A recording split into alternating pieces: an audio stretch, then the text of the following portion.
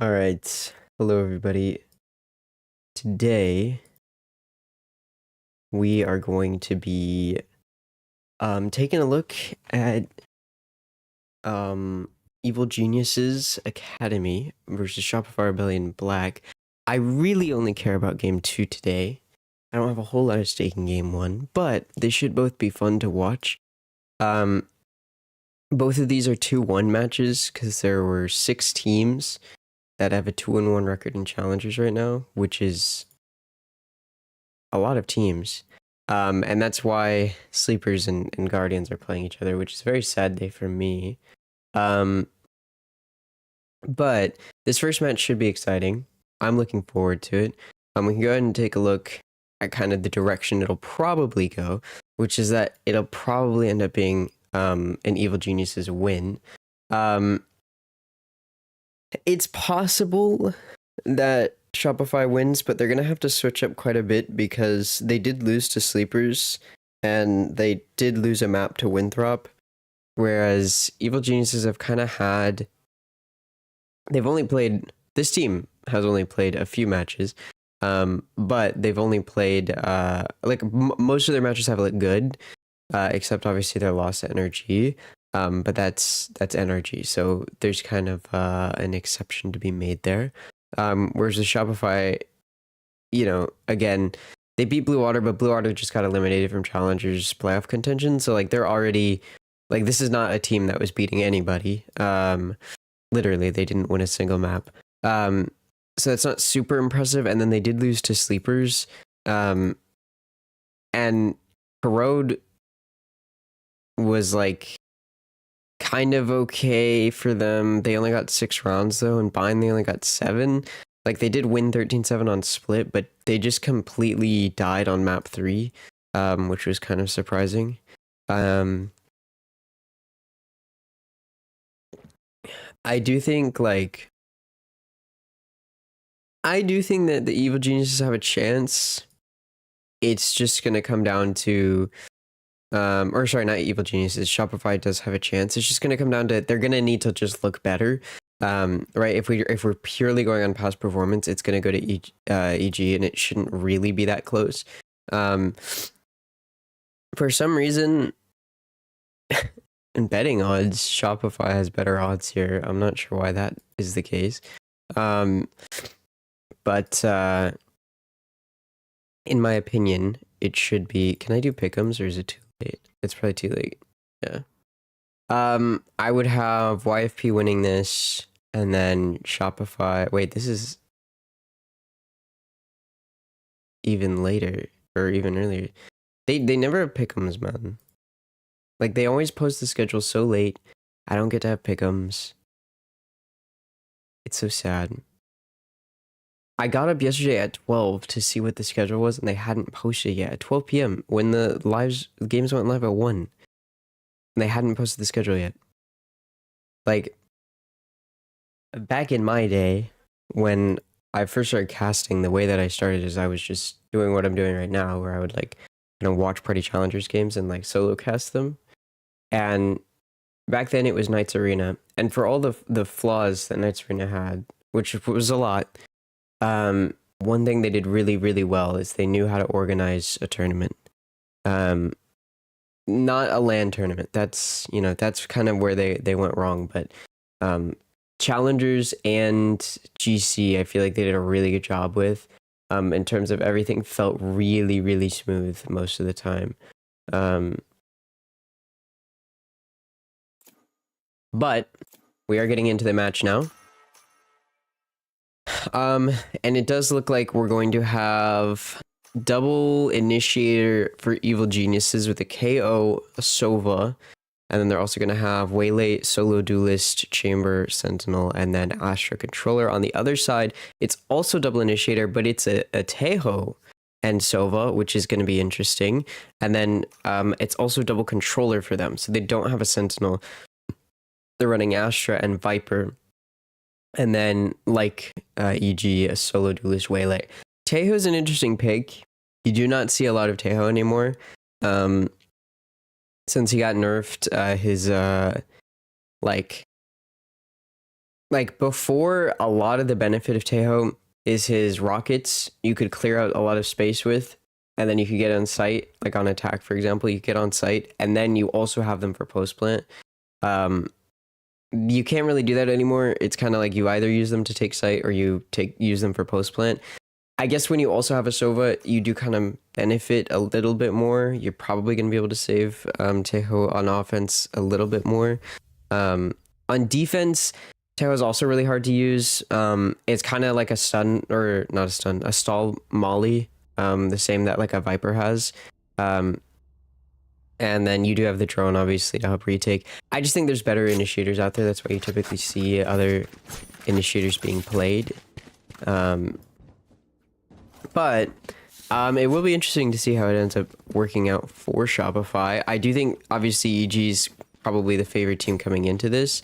I didn't see the maps before, so I didn't look into previous performances on different maps. I'll do that right now, but I'm favoring EG coming into this regardless.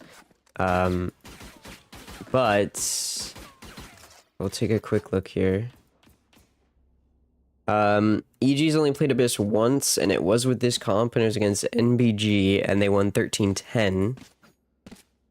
Shopify used this comp against Winthrop in their most recent match and won 13-7. So that's their only match on Abyss and Challengers. And if I go too much further back, that's going to last month. So not super useful. I would say they're not in a bad spot, either team, and they're already in a tech pause. That's awesome. But this gives me kind of an opportunity to show you, I guess. If we go here, you can see this Abyss match right here went 13-10. Both attack and defense look pretty even. They got 6 on attacking and then 7 on defending. So pretty equal there. Abyss tends to be defense sided, so getting 6 on offense is actually a pretty good outcome. For Shopify, on theirs it was again a pretty good attack, and then they switched sides and just closed it out on defense. Although this time their attack was much better. They got 8 rounds. So they're probably going to be feeling decently confident coming into this. And if we look at map picks, we should have those in terms of who picked what. Yeah, Shopify did pick this map, which isn't surprising given that they just had a really good Abyss map in their previous series. And then we're going to go into Haven, which is EG's pick. And then we'll have Pearl as our map 3. If we look at Haven for both of these teams, EG actually hasn't played on it yet. Oh, no, they have. They went 16-14 against YFP with double controller comp. That'll be interesting. I hate that we're seeing so much double controller on Haven. I don't like it. Shopify has not played Haven yet in Challengers, so that's interesting. In the Sen Invitational, they did lose to Sentinels 8-13. So there is that. And that was also with double controller. So both teams are probably going to run double controller comp. I tend not to like double controller, but it is what it is. Okay, it looks like the match is starting. That was good timing. We got through all the maps. So Shopify's map pick. We'll see if they can take it. I, again, don't necessarily love the Teho pick, but we'll see how it ends up working out for them. Start off, EG is defaulting a little bit on this pistol. Pretty split up here. Spike leaning towards that A side. A little bit of contact being made in mid. Noise being made, sounds being heard. Stun has made his way all the way up into top mid. Pancake's looking to do a bit of damage from B main. Doesn't see anything though. And now EG is looking to take it over towards A. They've got some players coming from mid. Vents is broken. Teho rockets sent out in response. And now they're kind of just stalled out. guess EG did not get whatever they were looking for. Stunna catches Satellite pulling out the gun, and that kind of provides an opening. That spike's now been taken over to B. Pancakes is able to take out Exa with a Headhunter, and that's going to allow B site to be taken most likely. Nature's still here, though, sitting in the smoke, getting sprayed through it down to 44 HP. Gonna have to clear him out. Meanwhile, Mitch is able to take out Xander over in Vents on the other side of the map. Nature does take out one, but will fall regardless. And now it's just down to one. Ion, the duelist for Shopify Rebellion, and 1v4 as the spike goes down. As a Sheriff, these players are somewhat split up. It's possible, sees the jump peak, but not able to do anything about it. And a little bit worried about getting flanked on. Nobody's there, though. Obviously, goal for Ion is to try to die to spike here if you can, but that's going to be very difficult with the position that they're in. They're making a lot of noise. They're going to get swung by like 4 people at once. Gets the first, but not able to get another. Zerona's going to take out Ion, and that's a team ace pistol round for Evil Geniuses Academy. They take round 1. By the way, I'm still sick. You could probably tell. Now EG will go on anti-eco. They should be able to take it. That was a pretty decent round. They worked the map a lot. You kind of have to on attacking on Abyss. They worked the map a lot, didn't really find anything, and then decided to make a little bit of noise on A, and then they were able to go over towards B. So I'd say all in all for EG, it went pretty well. I think for Shopify, obviously this round they're just stacking A. But when we do get on those buy rounds, we'll have to see them just being able to prevent themselves from getting baited like that. And then obviously you don't want to lose players early when attack is taking space. And SRB's just going to kill themselves. Spike's going to get to go down regardless. So they don't prevent the spike from going down by deciding to all die. Waited a little too long for that plan to take place.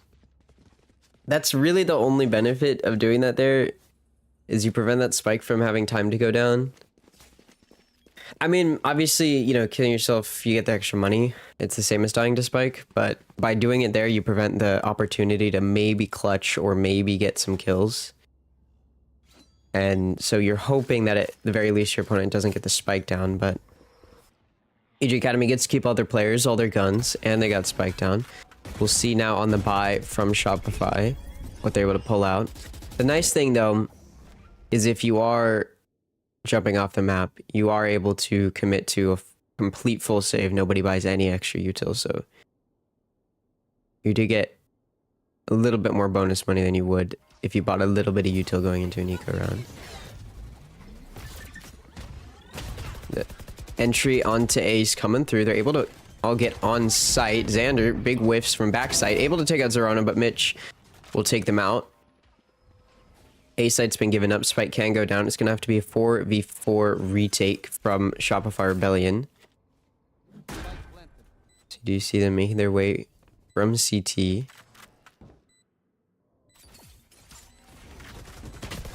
Ooh, Molly is good. Does a decent amount of damage and is able to take out Jake, but Mitch still locking it down, able to find 2. Satellite will take them out. It's 2v1 right now for Shopify.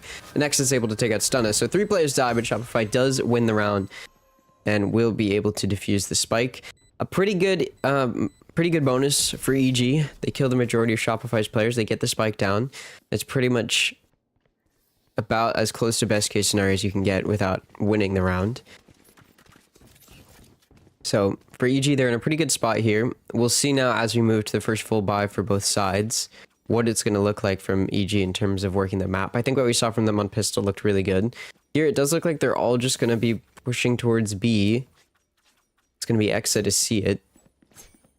Again, they're not running with a Sentinel. Shopify isn't, so they don't have a whole lot of stall util other than this controller. This double controller setup. Silverdrone comes out on B. 0 Point comes out as well. Silverdrone spots Exa, and Stunna tries to take them out. Ends up dashing out. Exa tries to swing out to find a kill, but does fall.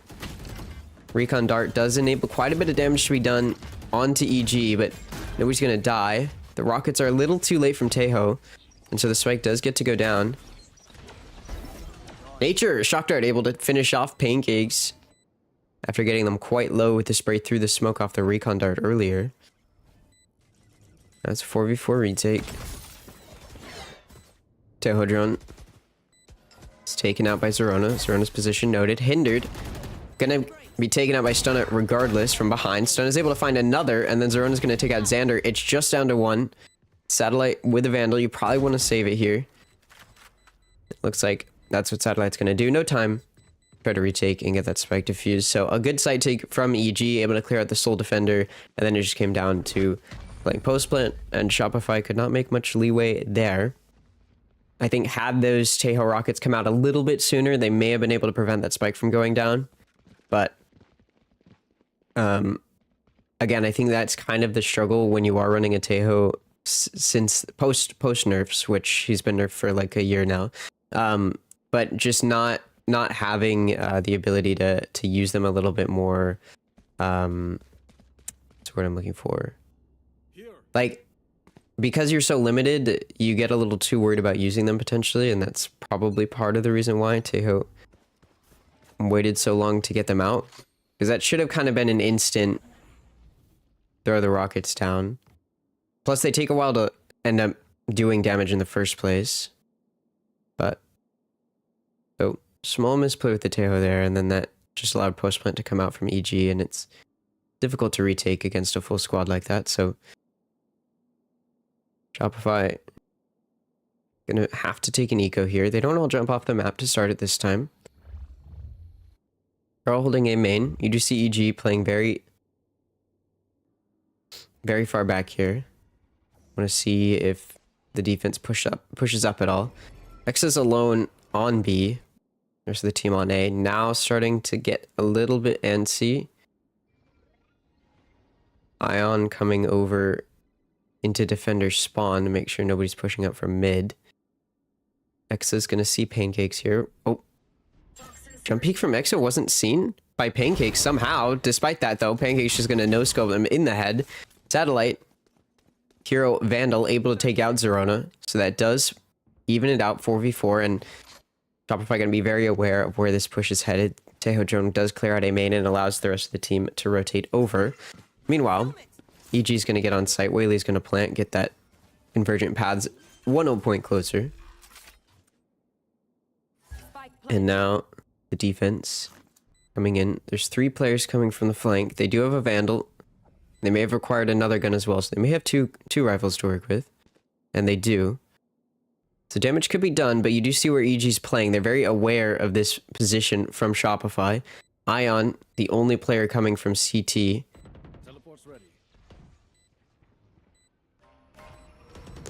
Shopify starting to approach from B main. They send the Owl drone out. Time is ticking down. Spike in its second phase. Pancakes takes out Ion. It's now a 3v4. Satellite is able to take out Jake, but Xander falls at the exact same time. There's just no time to defuse at this point. Nature is able to find a kill. Now just going to die to the spike. Not going to find anything else. So 2 players left alive for EG. Satellite holds on to the Vandal for Shopify. So the eco does kill the majority of EG's players. And you get away with the hero rifle you went into the round with, so that's not bad. But SRB is still down 3 rounds, so they do need a bounce back here. They are currently in a decent position to try to take this round. They've got an operator, they've got a complete full buy going. Their last full buy versus full buy, they didn't have a super full buy, they kind of had some Guardians in there, so this is going to be a pretty equal round now. EG does have their ults though, so Tour de Force online. They also have Hunter's Fury and Convergent Paths if they'd like to utilize them.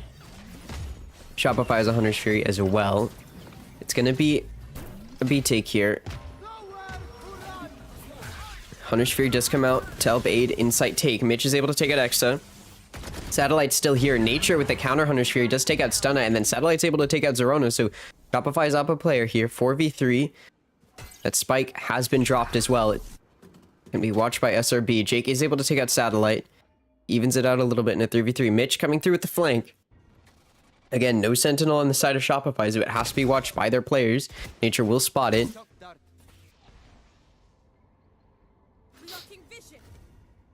Spike still has not been picked up by EG. Jake holding Link here.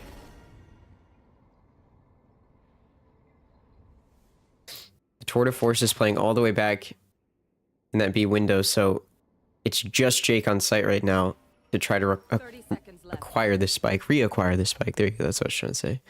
Ion with the op, watching the angle, misses, gets hindered. Unable to punish. Mitch now again with the backstab, able to find one. Jake's going to take out Ion. Xander's able to take out Mitch, but not going to do much else. Jake's going to shut them down, and despite being up a player a point, Shopify will lose that round. So EG, despite dropping the spike, is able to come back, has a good game plan going into kind of the re-execute onto this site. A timeout is called by SRP. Not really a question as to why. Sorry. They're just struggling a lot when it comes to playing around EG. EG kind of just pushes in, gets some space, finds a kill or two. Shopify in that round let themselves get the player advantage. They were able to stay up a player. They just didn't end up doing much with it. And then it got evened out. And then EG just took him out slowly. Shopify did not have the best awareness. Mitch was able to come in from the flank. Initially, they were spotted and pushed back, but because Mitch had been so quiet for so long, Mitch was able to go in for the flank again, and Shopify was not ready for that, and Mitch was able to take advantage of it. Just lacking some of that map awareness. Again, when you don't have a Sentinel, you have to watch it with your players. And for the side of Shopify, they're learning that maybe a little too late. They're already 6 rounds into this first half. EG, it's full by going. They have the operator in the hands of Pancakes. Shopify, it's going to be on an eco. I think I saw a Guardian maybe. They might have some ability to do damage. Convergent Paths and Cosmic Divide for EG. So if it does get a little dicey, they've got some ults to help them win it. Owl Drone comes out. All 5 players for EG are in A, so this is going to be a very difficult site to defend. Satellite is able to take out Stunna, but will fall to Mitch regardless. Pancake's going to take out Xander. Nobody else on site. Dashing out of heaven, or jumping out of heaven, is Ion. Able to get a kill onto Zerona with the shorty.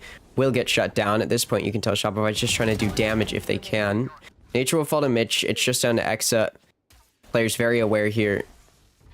Pancake's watching it with an op. Gonna find the kill. 2 kills for Pancakes with the operator. Evil Geniuses finds themselves 3 players left alive. Shopify tried to do damage. They got 2 kills. Not much else though. 3 ults for either side, both with the Convergent Paths and Cosmic Divide. The difference going to be the difference in Initiator. So Armageddon available for Shopify Rebellion. And Null Command available for Evil Geniuses. For EG, that should enable them to take site pretty effectively. The KO ult is one of the reasons you pick KO in the first place, is that KO ult. Because it's a very powerful ability when trying to take site. Here, they're going to be playing a little split up. EG is. Cosmic Divide comes out on B. It's a bait. Convergent Paths also expended. So 2 ults used on B to bait out a push. It's effective. There is still a player on A though. Very deep in A as well. So Shopify... Oh no, Xander's going to get cleared out here, so...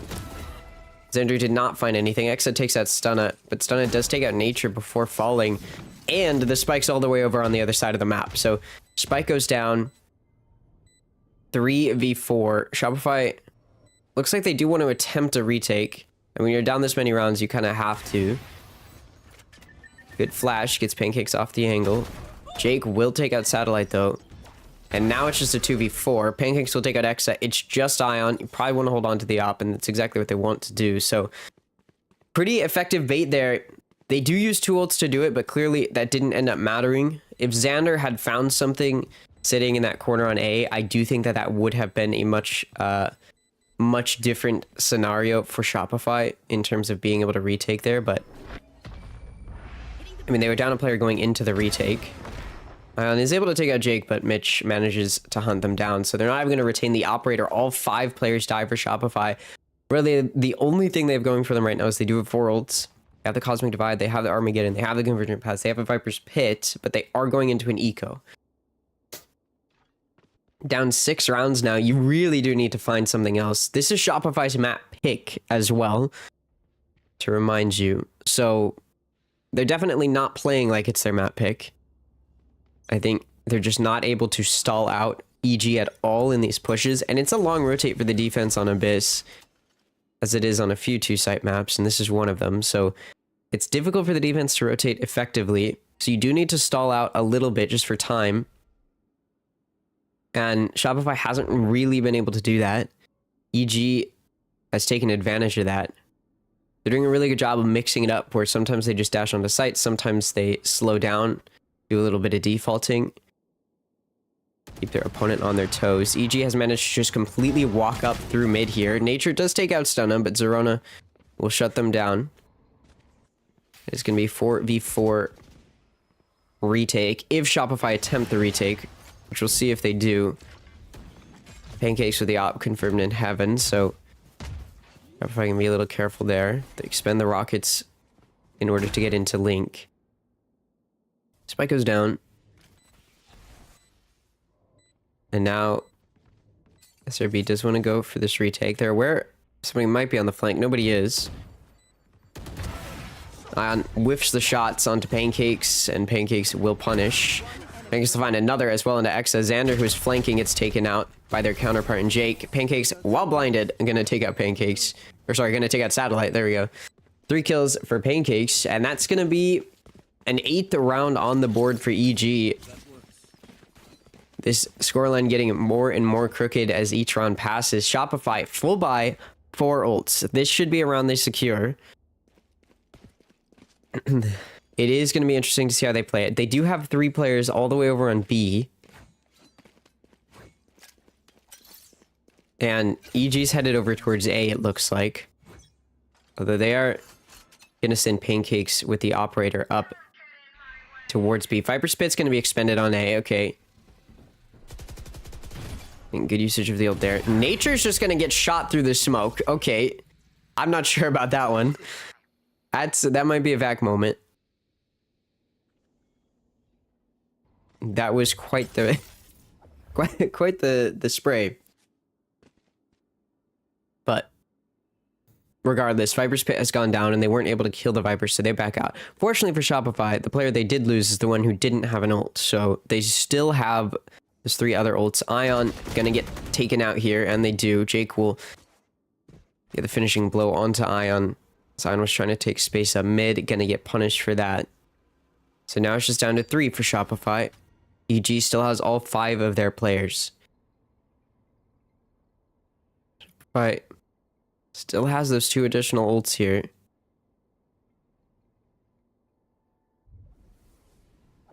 You do see Teho ready. Finger on the trigger, and there you go. It's gonna be expended. Will it find anybody? It does. It takes out Stunna. Cosmic Divide used at the same time as well. Hunter's Fury from EG is good to ping Xander, but does not take him out. Cosmic Divide does look like it's going to be pushed through here. Xander may get shot in the back. Gotta be worried here. Oh, bad timing. Decides to use the util at the exact same time that the push comes through. Jake will take out Xander. Satellite is able to trade it back, but it's just Satellite here right now on site. Spike does need to go down. They're not going to be able to prevent it. Jake able to take out Satellite. It's a 1v2 for Exa, who finally makes it over from A. Coming from heaven. It's a bit of a cross being held here on the Spike. And decides to pull out the snake bite. There's 2 players there, though. They both swing, and Exa will fall. So a round that had 3 ults utilized of the 4 that Shopify came into it with, they end up losing. Shopify going to call their final timeout with 2 rounds left in the half. But for your map pick to be down 1-9 right now on defense on Abyss is not the best look. And I think that Shopify knows that. Again, I mean, that run should have been a round that they took, but they have their waylay pushing at mid, trying to take space, make sure, or try to get vision on whether or not a rotation is coming through. But it was just late. Had that lurk come through off rip much faster, they would have been able to take that space much quicker and would have been able to get in position. But because they couldn't, or because they waited too long, at that point, EG had moved on from trying to break through the Viper's Pit. I'm going to assume Shopify assumed that they were going to try to push through that Viper's Pit, and that's what prompted the Waylay to push up there in mid, but it doesn't really matter why. Point is, you lose your Waylay, and now it's going to be much more difficult to retake. Still though, Cosmic Divide and Armageddon both expended on B. And the two players that are sitting on B just kind of let themselves get taken out. Time was stalled very well. It was only 4 seconds left on the clock when that spike started to go down. So Shopify really should have been able to prevent that, but because they just lost those players that they really didn't need to lose, I think Shopify making a few missteps in terms of giving themselves up, allowing themselves to be picked off. And I mean, EG's happy to be up players in any position. And even if it means pushing through 2 ults, they're still able to win the round. I believe the only round won by Shopify so far is that buy against the bonus of EG, meaning that they had the gun advantage. And since then, nothing. 7 rounds in a row that they've lost. Teleport's ready. Cosmic Divide going to be expended on B. There's also a null command if they would like to use it. Viper Smoke's disabled. Judge found in hut. Nature's able to take out Pancakes before getting blinded, but gonna get sprayed through by Mitch, and Convergent Paths comes through by Ion. Gonna be able to take out Zerona. Will you find anything else? No, Stunner was not hit by it, and will take you out. Spike goes down with 10 seconds remaining. Despite EG cutting so many of these rounds close in terms of the time, letting that time tick down, Shopify doesn't punish that at all. They're not able to stall them out.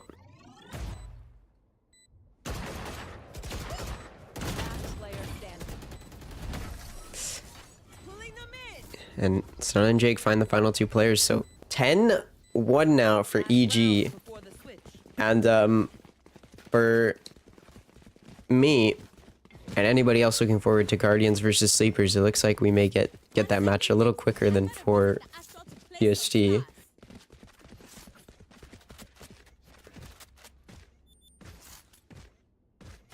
As it's just a very dominant showing from EG. And again, it's Shopify's map pick, so map 2 is probably not going to look much better either. It just seems like a complete... Maybe these guys are also excited for the Guardians game. Yeah, you know what?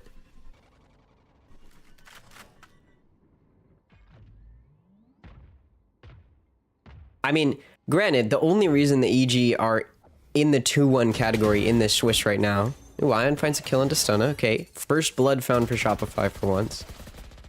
But the only reason that EG are even in this position is because they lost to Energy Academy. That's probably the #1 team in Challengers right now.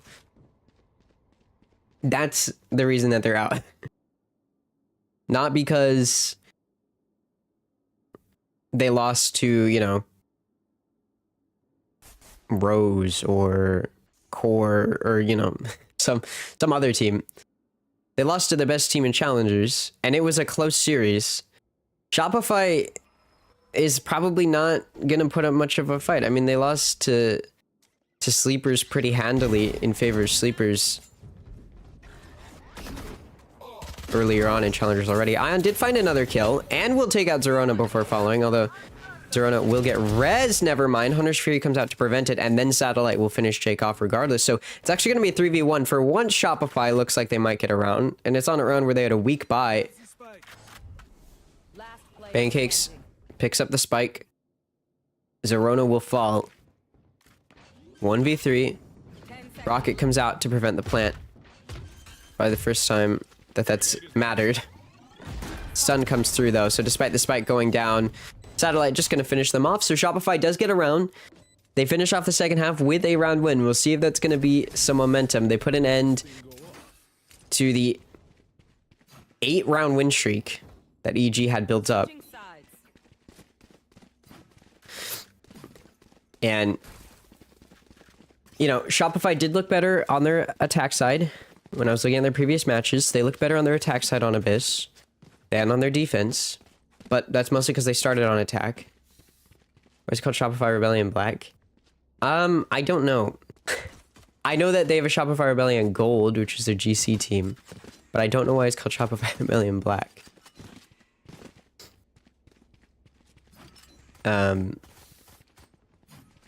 Yeah, I guess they figured if we're gonna have a GC team, they should both be Shopify Rebellion, and then we just make them different colors.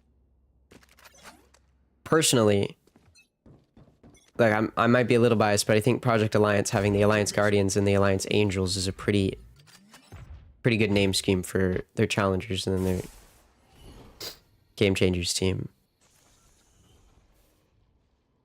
Anyways, Shopify really needs this pistol. I mean, you lose this pistol, you'll have Luico going into the round after, you'll probably lose it. I guess 2 to 12, you could maybe make a 10-round comeback, but you probably want this pistol. You need every round, it's Valorant, but this pistol is probably a round you need more than some of the others, especially given the position they're in at this point. Xander will take out Zerona. Fake smoke utilized coming into CT to allow them to just push into these defenders. Pancakes is able to take out Zion. Xander will take out one. Mitch, Stunna, and Jake, although, find one. And the aggressive play into CT as Jake takes out Nature did not go well for Shopify. And EG will take their 11th round win. And it's a pistol round loss for Shopify. And I mean, by the way, I want to just point out how crazy this is. Shopify, back in 2023, Shopify was its own team, and there's a team called Moist Moguls with its own team. Moist Moguls was top 3 in Challengers, and this is back when Challengers was actually competitive. Everybody in the league most of the teams in the league were paid rosters, like actual orgs participating. And Moist Moguls was top 3, barely missed out on Ascension because they threw in the final tournament. And then, for whatever reason, and I cannot understand it, the Shopify roster, which was not even close to top 3, merged with Moist Moguls, and since then, Shopify has not been good. This roster that Shopify is now is a completely different roster than that roster that merged, because that team wasn't good. And I've never been more disappointed in a move that a team has made, because I think that Moist Moguls roster could have been an Ascension-worthy team. They just barely missed out on it in 2023, and then they just blew up the team in classic Valorant fashion. SRB gonna aggress very quickly into B, trying to do some good damage, and they do. They find themselves with the player advantage. You had to force up after losing the pistol, and they will get spiked down. So it's a 2v3 2v3 retake. Spike planted. Ion takes out Pancakes. It's just Zerona. 11 HP now. Player coming from behind, player in front. Nature's gonna find the final kill. So, Shopify does find a 3rd round. Maybe might make me eat my words if they come back here. But my point is just like Shopify, this Shopify team has disappointed me a lot. In that, its existence in the first place is sad to me. But it is what it is. We'll see if they can turn it around. I mean, okay, Ion's gonna take out Jake. A first blood there on Jake trying to be a little aggressive in A main. Mitch will get the orb and get out. Oh, Xander spotted. Doing a little bit of jiggle peeking. But the aggressive positioning of Pancakes is rewarded. Finds a player. But off of that, you do see EG rotating quite a few other players over towards that B side. Now they're going to have some defense back on A, but this spike's going to get to go down. The site's been given up. Ooh, Mitch caught off guard, pulling out the shock dart, wins the fight regardless with Ion. Satellite does take out Mitch, and then Exa will take out Stunna. 2v4 for EG. Spike has gone down. Shopify just going to play post plant from main. And looks like they're going to kill themselves. That's exactly what's going to happen. So EG will fall, and Shopify finds themselves a 4th round to start off this half. That's 3 rounds in a row. Now, going back to that first half. They got 2 rounds last half. Gotten 2 rounds this half. Oh, no, wait. Oh, I forgot they lost pistol. That's my bad. My brain's a little tired.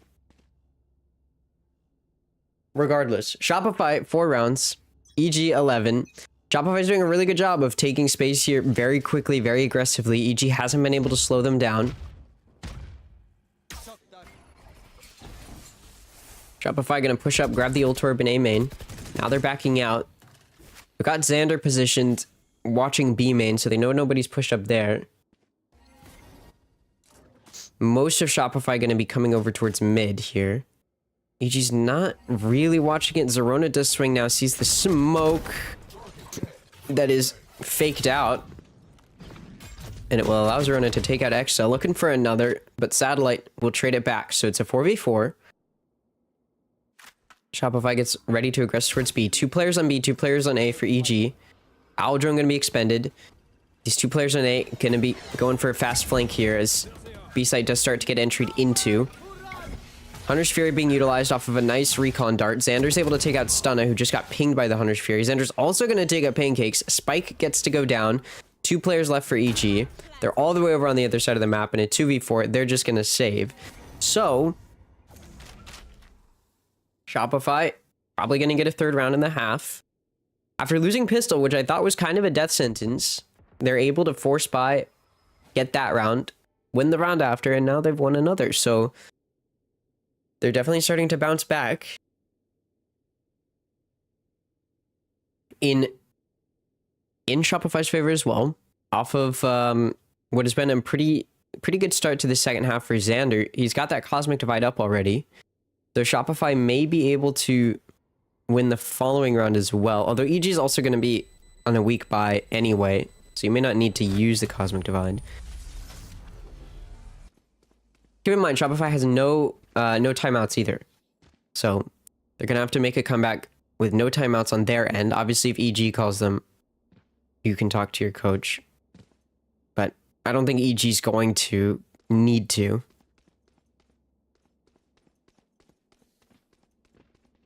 So yeah, EG going to be on a weak buy here. I have the 2 rifles that they saved, but everyone else on pistols. The Cosmic Divide, again, still is an option for Shopify. We'll see if they want to use it against what is a weaker buy. Looks like they want to just push in towards B here. And the Cosmic Divide will come out. Nobody's on this side of the Cosmic Divide that they're trying to take. So Spike can go down. 0 point came out from EG and was good. Not taken out. Spike will get to go down here. It's going to be planted for main. Spike planted. The Cosmic Divide falls, and now a 5v5 retake can attempt to ensue from EG.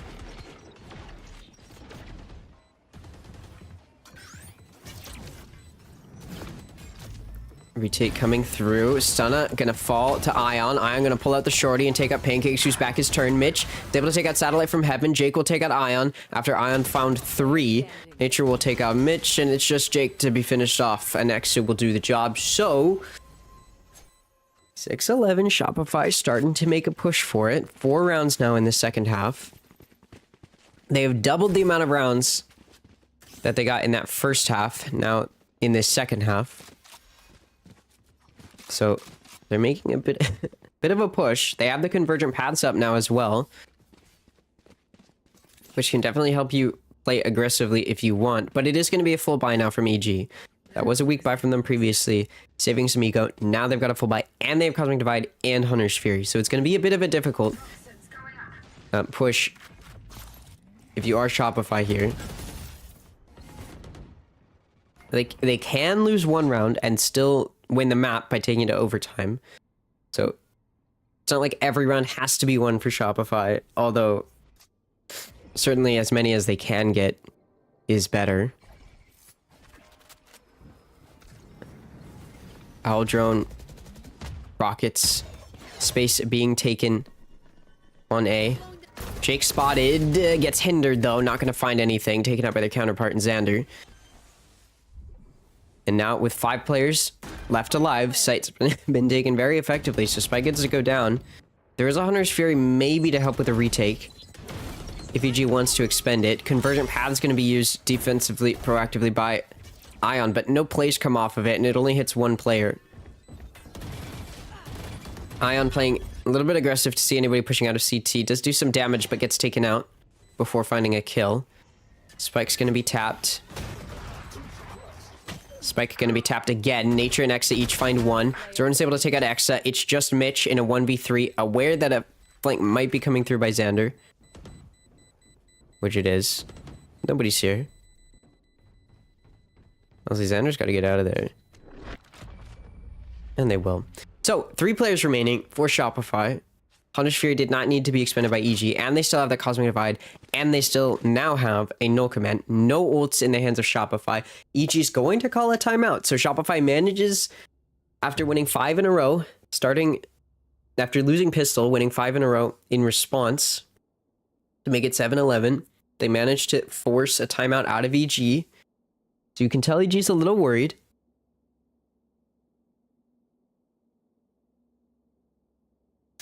And we're going to see if Shopify can continue to make something happen. It seems like both teams are struggling a little bit on their defensive half with just slowing down their opponent. You know, it is a somewhat difficult or long rotate for the defense on Abyss. And I think both teams on their offense have been doing good jobs of either just pushing straight into a site, knowing that there can only be, 1 to 2 to 3, to maybe 3 players on the site. So you can just take space quickly and take out any defenders that are there, which is what EG did a really good job of. Plus, I also think Shopify's done what EG did a good job of as well, which is sometimes just slowing down the pace and working the map a little bit to start it. And then that creates some confusion a little bit for EG that then Shopify is able to take advantage of by just aggressing into a site very quickly. It's going to be an ego from EG, so these ults may not be expended. Mitch did save the Phantom from the previous round.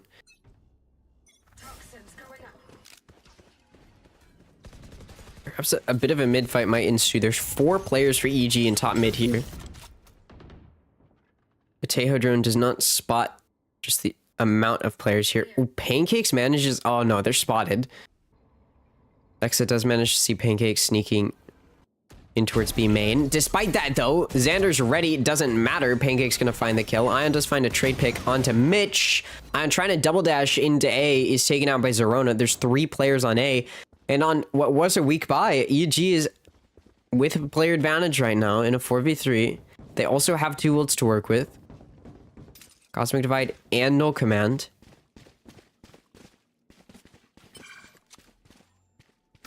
And as Shopify does get in position here to take B, EG's very, very ready to start a retake. Spike has yet to go down. 40 seconds remaining. Double dash comes out. Stunna's going to back out now. Jake's able to take out Nature. Satellite does trade it back. Exa also going to take out Zerona. Viper's Pit comes out. It's a 2v2. 30 seconds left. Just a sheriff for Stunna. Satellite, Shorty going to finish off Stunna. It's just Jake sitting in the Viper's Pit. Health ticking down lower and lower. Now just 1 HP.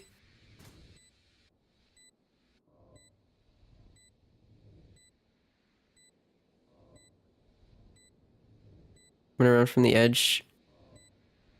Ooh, this is a play. One enemy remaining. Oh, Viper's Pit will fall. It's a 1v1. Time ticks down. Had Jake gotten that kill, it might have been a round win, but there's not going to be time to defuse here, so Jake does manage to kill all of the players for Shopify there in an attempt to clutch, but will not get it. So 8 rounds now for Shopify. It was a weak buy, an eco from EG, and they were able to take out all of Shopify's players, so it's a successful round in terms of eco rounds. But they don't win it. Despite that, though, full buy, and they have all 5 of their ults online. EG is in a very good spot here. Only 1 ult for Shopify. Cosmic Divide, Null Command, Convergent Paths, Hunter's Fury, Tour de Force, all online for EG. Now, the only thing that benefits Shopify here is the fact that EG's on defense here. So they can't just spend all of their ultimates in one play to try to take a site like you would on offense. So they have to figure out where Shopify is first in order to use them, meaning Shopify can get some kills first before those ults can come out. But so far, noise made in mid by both teams. No damage done to either side. Shopify is going to redirect their attention towards A. Xander, who was pushed up a little bit over towards B, now backs up. Points the rest of the team over on A. Gonna lurk at mid for the team, actually. Aldrin comes out. Shopify getting ready to aggress into A. Tour de Force, one of those ults gonna have to be reckoned with. They do manage to clear out the space, as Pancakes will just back out. So Spike does get to go down. But this is probably good for EG, as Xander will fall in vents. As EG has 5 ults to aid in this retake. Again, 5 ultimates online. Shopify used their 1 ult into CT, and it does a good job of allowing them to get 2 kills. Pancakes does find 1 before falling, though, so it's evened out 3v3. Convergent Paths now being used by EG to try and retake, but Satellite's able to take out Stunna. Ion takes out Mitch. It's just down to Jake in a 1v2. Jake takes out Ion, now a 1v1. Satellite fakes out the smoke. Oh, manages to catch Jake in the Cosmic Plane. And that's going to mean, or the Astral Plane, I don't remember, one of the two. And that's going to allow Shopify to get a very much needed win. All 5 ults were online for EG that round on a full buy, and they lost it. They still have 3, they still have their No Command, they still have Cosmic Divine, they still have Hunter's Fury. All good ults for a retake. Or to just prevent site from being taken in the first place. And EG does have a bit of a buy working for them. So there is that. We're able to keep enough eco. But, I mean, Shopify is really starting... Like, I don't want to say it's a comeback, but I mean... Making it kind of look like it. Hunter's Fury does come out from EG... Or, sorry, from Shopify. Does not do damage. No Command now does get expended by EG, as well as Hunter's Fury. This push in from CT is bad. Satellite's gonna take out Zerona, and then Xander finds 3. Picks up the op, looking for another. Satellite's gonna be the one to find the final 2, though, but a beautiful play there, pushing into CT. And, I mean, this was 2-10 for Shopify. 2-10 coming into this half. EG was up 10-2. They win the pistol. They're up 11-2. And they have not won a single round since then. Shopify's on double digits. They're 3 rounds away from winning without it even going into OT. Shopify did not want the Guardians and Sleepers to start their match early today. Ion, nice shot onto Pancakes, who had the Headhunter ready. Not gonna find the head. Stunna trying to get a kill. The double dash is canceled mid-dash, though. And Nature's able to punish. Tejo drone suppresses well there. 2 players right now for EG. Doubled up, ready for Jake to swing out of A main, and they know where the final player is. It's Zerona with a stinger. Zerona, too many angles to look at. Not going to find the correct one. It's a flawless round, and Shopify has tied it up after coming to the second half down 2-10. After losing Pistol being down 2-11. EG has to take their final timeout. And Shopify is somehow, someway, potentially going to win this map. Both teams on their defense completely incapable of slowing down their opponent's offense. Both Shopify and EG on their attacking half were able to just kind of rush into the site that they wanted to hit, or they were doing a really good job of switching up the pace when they needed to, right? Like in that round, even though they're against an eco, they slow down, they wait to see what EG is going to do, and then they're able to take out those EG players one by one. So every play that the defense may try to make. It seems like both teams on their offense are able to counter it. No ults online coming into this round. Is this timeout's called by EG? I mean, both teams used both their timeouts on their defense. And both teams didn't really get much out of it. I will say Shopify did get one more round on the final round of the first half. And so Shopify did. So for EG, if they can use this to just get one more round, they can keep it even, go into OT. But I'm kind of in shock of what I'm watching. In awe of what I'm watching, I should say. I mean, especially losing pistol. Losing pistol should have been a death sentence. Because EG should have been able to win it with the gun advantage, but they just didn't. The force buy from Shopify was too good.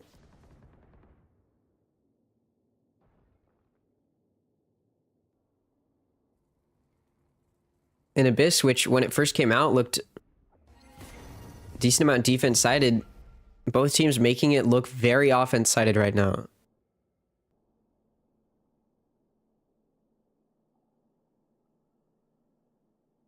Shopify pushing up into mid, taking a lot of space, complete control. There's an owl drone. Gonna be able to ping Ion. Convergent paths though. Into Link here. Stunna. Gonna get cleared out by Ion. Pancakes on site. Can't find anything. Ion gonna shut them down. And that's B site cleared out. Spike can go down. And it's a 2-player advantage for Shopify. If you're EG, not gonna make the call to save. They want to fight this. Mitch gonna take out Ion. Zorona gonna take out Satellite. Mitch gonna take out Exa. It's a player advantage now for EG. Shopify Xander coming for a flank. If the retake comes quick enough, Xander's flank may be too late. It's just nature on site right now. Xander, though, with the flank good. Able to take out one and then another. It's a 1v1 between Zorona and Xander. Health is very low for Zorona. Spike is tapped. Gravity well utilized. Xander just trying to make sure nobody's getting back on it. And Zorona is going to be taken out by Xander. So Shopify wins it. It's a clutch from Xander.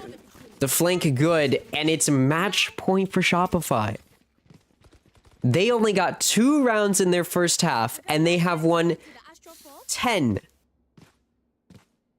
of the rounds in this second half, at risk of winning 11 to win 13-11, only giving up 1 round in this second half. Unless EG, like Shopify, can win the final round of this half. But the eco's not looking great.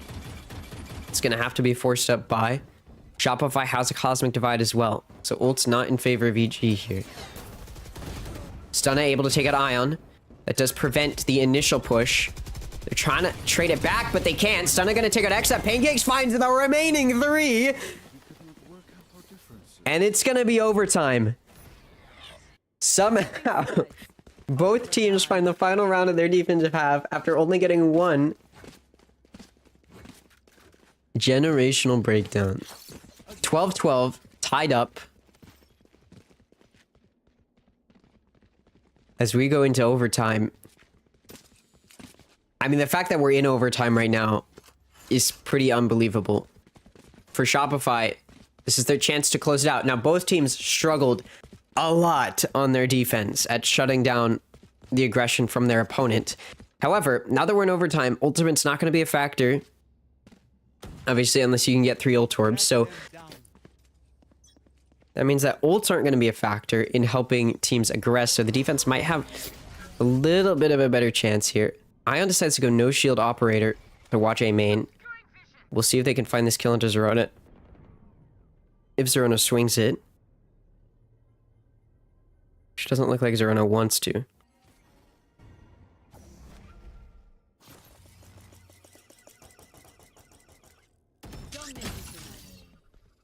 Ion take a bit of wallbang damage and a little bit more after that, but is able to get out of there after getting a pick with the operator. So that does give Shopify a player advantage here. EG perhaps playing a little too slow on their attacking round.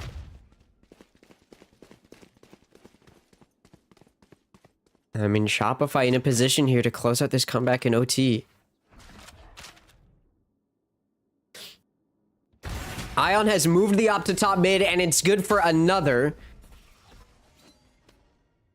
Despite having no shield and slowly getting ticked down to lower and lower health, Ion continues to find kills, and another able to move into position. 3 for Ion. Xander's gonna take out Mitch. What a round for Ion. Jake's able to take out Exa. Nature takes out Jake, but 3 kills for Ion on no shield with the operator. Constantly just in position to find the kill, and Shopify just needs to win another attacking round, of which they won 10, as did EG, who were not able to take theirs. But I mean, Shopify has all the momentum in the world right now. Ion was not hitting those shots in that first half, I'll tell you that. When Shopify was down, you could tell the mental was getting to Shopify, and now they're back in it. Locked and loaded, 1 round away from completing, after being down 2-11 at the start of that second half after losing pistol. 2-11. They're 1 round away from winning. Serona, though, trying to prevent the story from completing itself. Gonna take out Ion. Exa trades it back, though. 4v4. Shopify gonna back off of mid. Redirect their attention towards B. Spike passed off to the Viper to maybe get that pit up.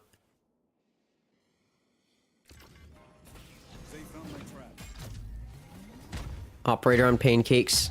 Trying to do what Ion did. Able to take out Xander. Exa spotted. Operator gonna be in position. Whiffs the shot. Doesn't matter. Stun is there to get a kill. Exa, though, able to take out Pancake. Satellite takes out Stunna. This Viper's pit is up now. Spike gets to go down. It's going to be a 2v2, and EG has to push through Viper's pit. So Ultimate did become a factor in overtime. There's a flank coming through, but look at Satellite. Seems somewhat aware, although still just in this Viper's pit. Actually, Jake could get a really nice backstab here if he just pushes through. Oh, bad timing for Jake. Back turn. Satellite's able to find the kill. And just 1 more kill needs to be found for Shopify.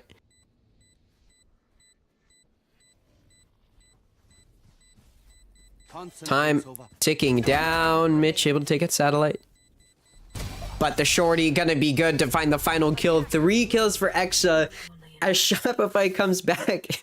Being down 2-11. They win 14-12. And somehow EG loses that map. I've never seen a fumble quite like that. Granted, Shopify's map pick. So if you are EG, at least you looked pretty good for the first half of your opponent's map pick. Mitch went 21-14. Ion went 21-21, and I think that kind of shows exactly what the duality was for Shopify. That first half, Ion was not really active, and that was on defense, right? So your duelist's not necessarily going to be active on defense, but still, it was on defense, so you kind of give a little bit of leeway there.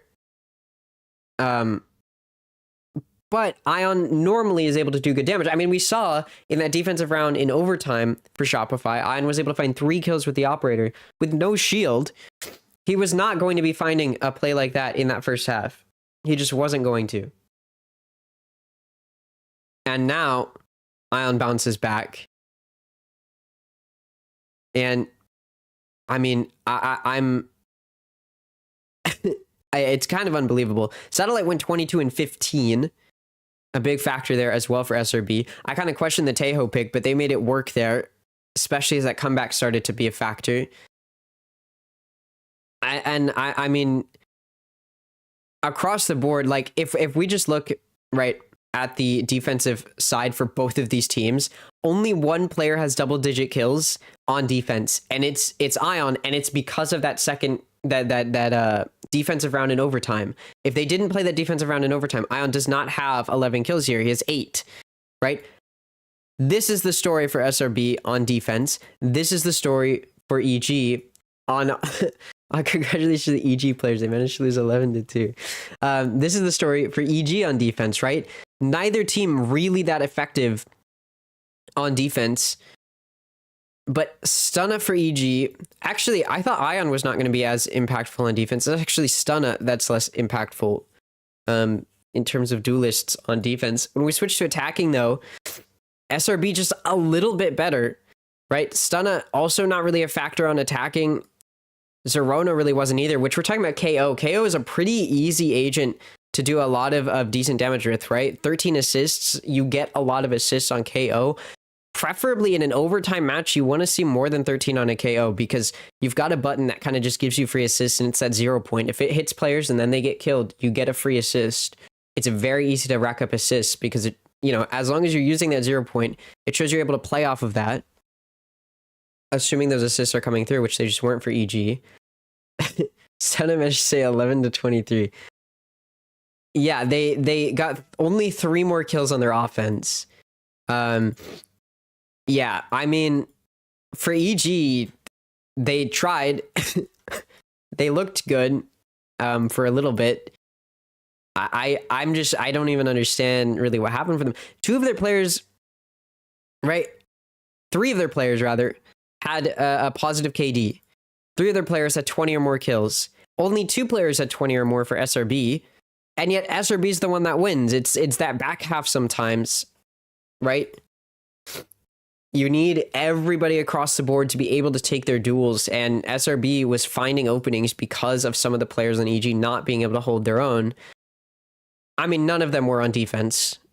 They all looked pretty similar on defense. But I mean, I can't. EG needs to disband this academy team. I mean, I don't know. I thought that they looked good against NRG to an extent. They kept it even, and NRG's, you know, one of, if not the best team right now. But I mean, you're right that some conversations might need to be had. Speaking of NRG, currently up 1-0, and they win this series against SAD. They qualify for playoffs. This is a qualification match where whichever team wins between these two qualifies. And they're starting their second map right now. I'm just I don't know. I could not have predicted that. I wouldn't even have predicted that Shopify wins that map to begin with, to be honest with you. But now I definitely could not have predicted that comeback. Let's go ahead and take a look at what our second map is going to be. It's going to be Haven. That's EG's map pick. So in EG's favor, they may have lost after being up 11-2. They may have lost, but that was Shopify's map pick. So there is that. Now they get to go into Haven, which is their map pick.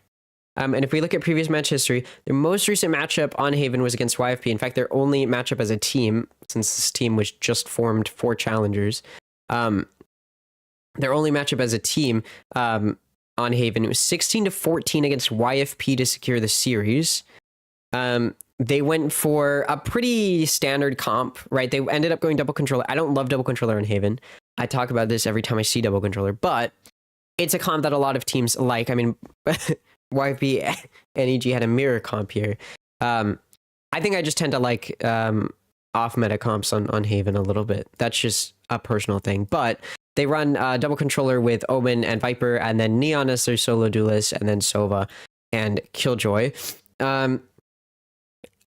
I mean, it looks like Pancakes was a big factor here. Pancakes is probably, all of these players are actually pretty experienced. Pancakes and Mitch, Jake, I think, was in tier 1 when Pancakes and Mitch started in tier 2 in 2023, unless I'm mistaken.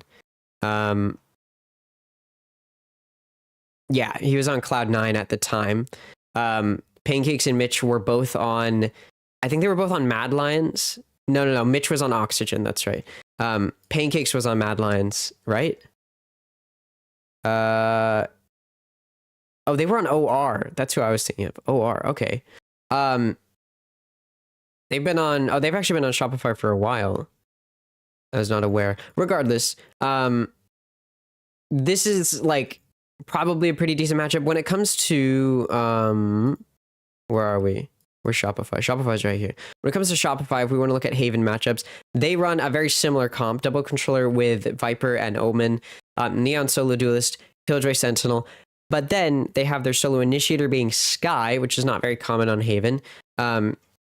Teams tend to prefer Recon Initiator, as Sentinels did here, and they won. Now, this was back in December. They may have changed their comp since. They haven't played on Haven yet in Challengers, which is kind of surprising how common the map is. They did beat Furia on Haven with that Sky comp, that same comp. So I would not be surprised if we see that again. In fact, I'm going to be more surprised if we don't see it, just given it seems like the comp that they want to go with here. I mean, I will say EG's only one on Haven being 16-14 is probably the most surprising thing for me. I kind of thought this team was better. I guess in my head, I'm like, oh, they're 2-1. Their only losses to Energy, and it was a 3-map series. I guess they did lose 6-13 and then 4-13. Yeah, their matches have actually been pretty close most of the time. So I do think it's not entirely surprising that they lose map 1 to Shopify, but I mean, they were up 11-2. I don't want to get too crazy, okay? I think I could put together a squad of like me and some of my friends, and we'd be able to get 2 rounds on defense. Like, to lose that badly is kind of impressive in a way. Mostly a little sad to watch. But for Shopify, this is a big opportunity, right? Shopify lost to Sleepers, which was kind of, I think, a wake-up call for them because they got pretty destroyed on the 2 maps that they lost. This, 7-13 looks closer than it was. They kind of got down very quickly and then got a few rounds towards the end, but then lost. They tend to be a team, it seems, that is good in the second half. But to lose to Sleepers in general, right? Sleepers is a team of rookies. This is the comp. These are the comps that they're running, right? On Corrode, they're running an ISO and a Waylay, right? They're running this double duelist, double controller with a Clove and a Viper comp, right? This is a very off-meta comp, and they lose it, right? They're able to win split with this, playing against a bit more of an off-meta comp, but then they go up against Bind, the only difference being a Clove and a Brimstone, and Clove, the Clove comp ends up winning it. So I think for Shopify, that was kind of a wake-up call. Also, Blue Water eliminated. They're already gone after yesterday. They lost 4 straight series. If we look at Blue Water, they only won a single map, and it was 13-3 on Haven. Everything else they lost. They went 1-6 in terms of map differential, and Shopify had to go up against them and ended up in OT twice against them. These were the least dominant losses that Blue Water took were against Shopify, right? For Shopify to be able to win against Winthrop was a really big win for them because it kind of showed that they weren't a fraudulent team. I think struggling so much against Blue Water and then losing to Sleepers definitely did not speak strength.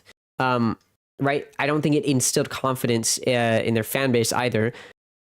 But being able to win against Winthrop did start to make them look a little bit better.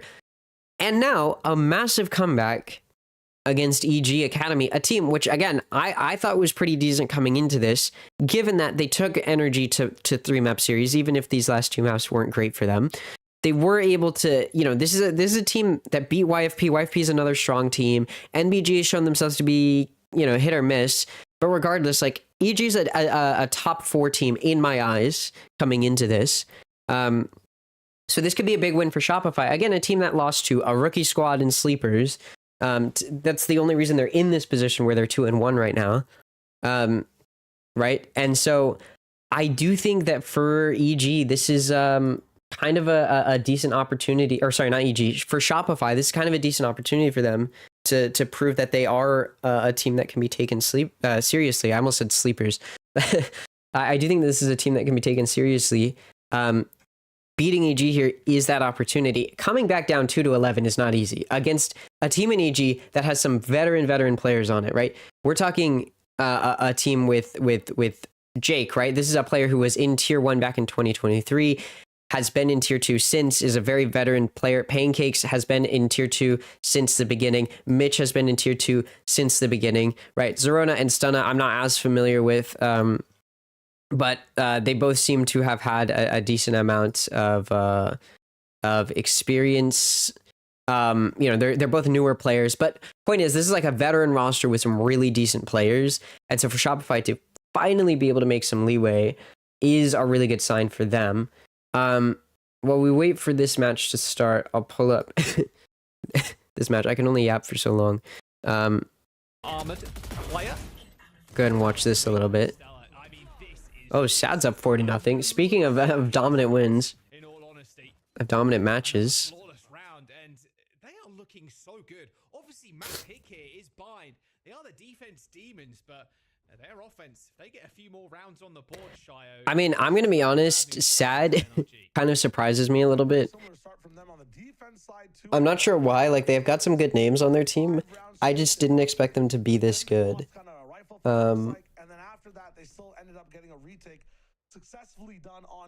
Up 4-0 is pretty good. Zaj is 7-0. What? On your 7-0. This is looking like Primi right now. I mean, this is another tough look. They're working the map What? really well. Start off with some A showers pressure. You've got 2 people thinking that it might be an A hit. 3 on the B side. So this is strong. I mean, what do we get here? Waylay has the option to jump into TP, get that trap play halfway across the map. Hookah is a little bit of a gap though, and it looks like Oh. are exploring it. Oh, Giza, I think saw someone's hairline there. So ends up playing a little bit more of a defensive position. Flash out, and there's the dash straight to backside. Giza's Oh my god, Zash still hasn't died. Stand up still, end up killing 2. This is really- Ren's double dash got stuck. That's a little unfortunate. Still seized. With the op, but needs some Dude, assistance. Zash is 8-0 right now. There's going to be a push from Chloric through CT. Ren's on just a tough spot. This is insane. Shio. Still has this space, and they know that, Octagon is at least theirs coming back in. That net will end up hitting Oh. Tube as well. They find somebody. Hey, Oh, Zash finally fell. They know not to worry, about Octagon at all. They can just fire the ultimate. Straight into Hookah. Okay, goes a little bit wide, but Chloric just stood up tall to Sad Esports. All right, what a retake. What a retake. Okay, and now we move into Haven. I missed the agent select. That's my bad. I was so enthralled in the I really wanted to see Zaj get another kill there before dying. But anyways, I guess me watching means that they're gonna die. We do see the comp that we expect, which is a mirror comp from both teams here. Actually, no. Shopify's running a Sova instead of the Sky. We saw them running a Sky before. Their last time on Haven against Sentinels, they were running a Sky in the Sen Invitational. They played on Haven twice, and both times they had a Sky instead of a Sova. So, a mirror comp here is not entirely anticipated. Oh. I pressed F3 on the wrong tab. Or F11, I mean. So, it's going to be interesting here to see if that decision... I mean, I prefer the Sova instead of the Sky. I understand the decision. I do wonder what made them want to switch. Perhaps it was losing to Sentinels as like a wake-up call that the Sky comp was bad. But regardless, EG gets the start on attack. They got to pick the side they wanted to start on. Or sorry, no. Shopify got to pick the side they wanted to start on. Decided to start on defense. Nature's Shock Dart is able to take out Zerona. Zerona gonna team kill Stunna. Ion's gonna take out Mitch. Xander's gonna take out Jake. And SRB continues their dominance after that comeback on Abyss. Pancakes finds 1, will prevent the flawless, but I mean, 1-0 start. After... I'm so sorry. I'm sick right now. And it's bad. But we stay locked. Big start for Shopify to continue the momentum off of coming again. I'm sorry, 2-11 on Abyss. They were down 2-11 on Abyss and they won 14-12. For EG here, they probably needed that pistol to start off strong. We know obviously famously Haven offense sided map as well. So for Shopify get that pistol, that's pretty big for them to at least get up a little bit early because they're probably going to win this round as well with gun advantage.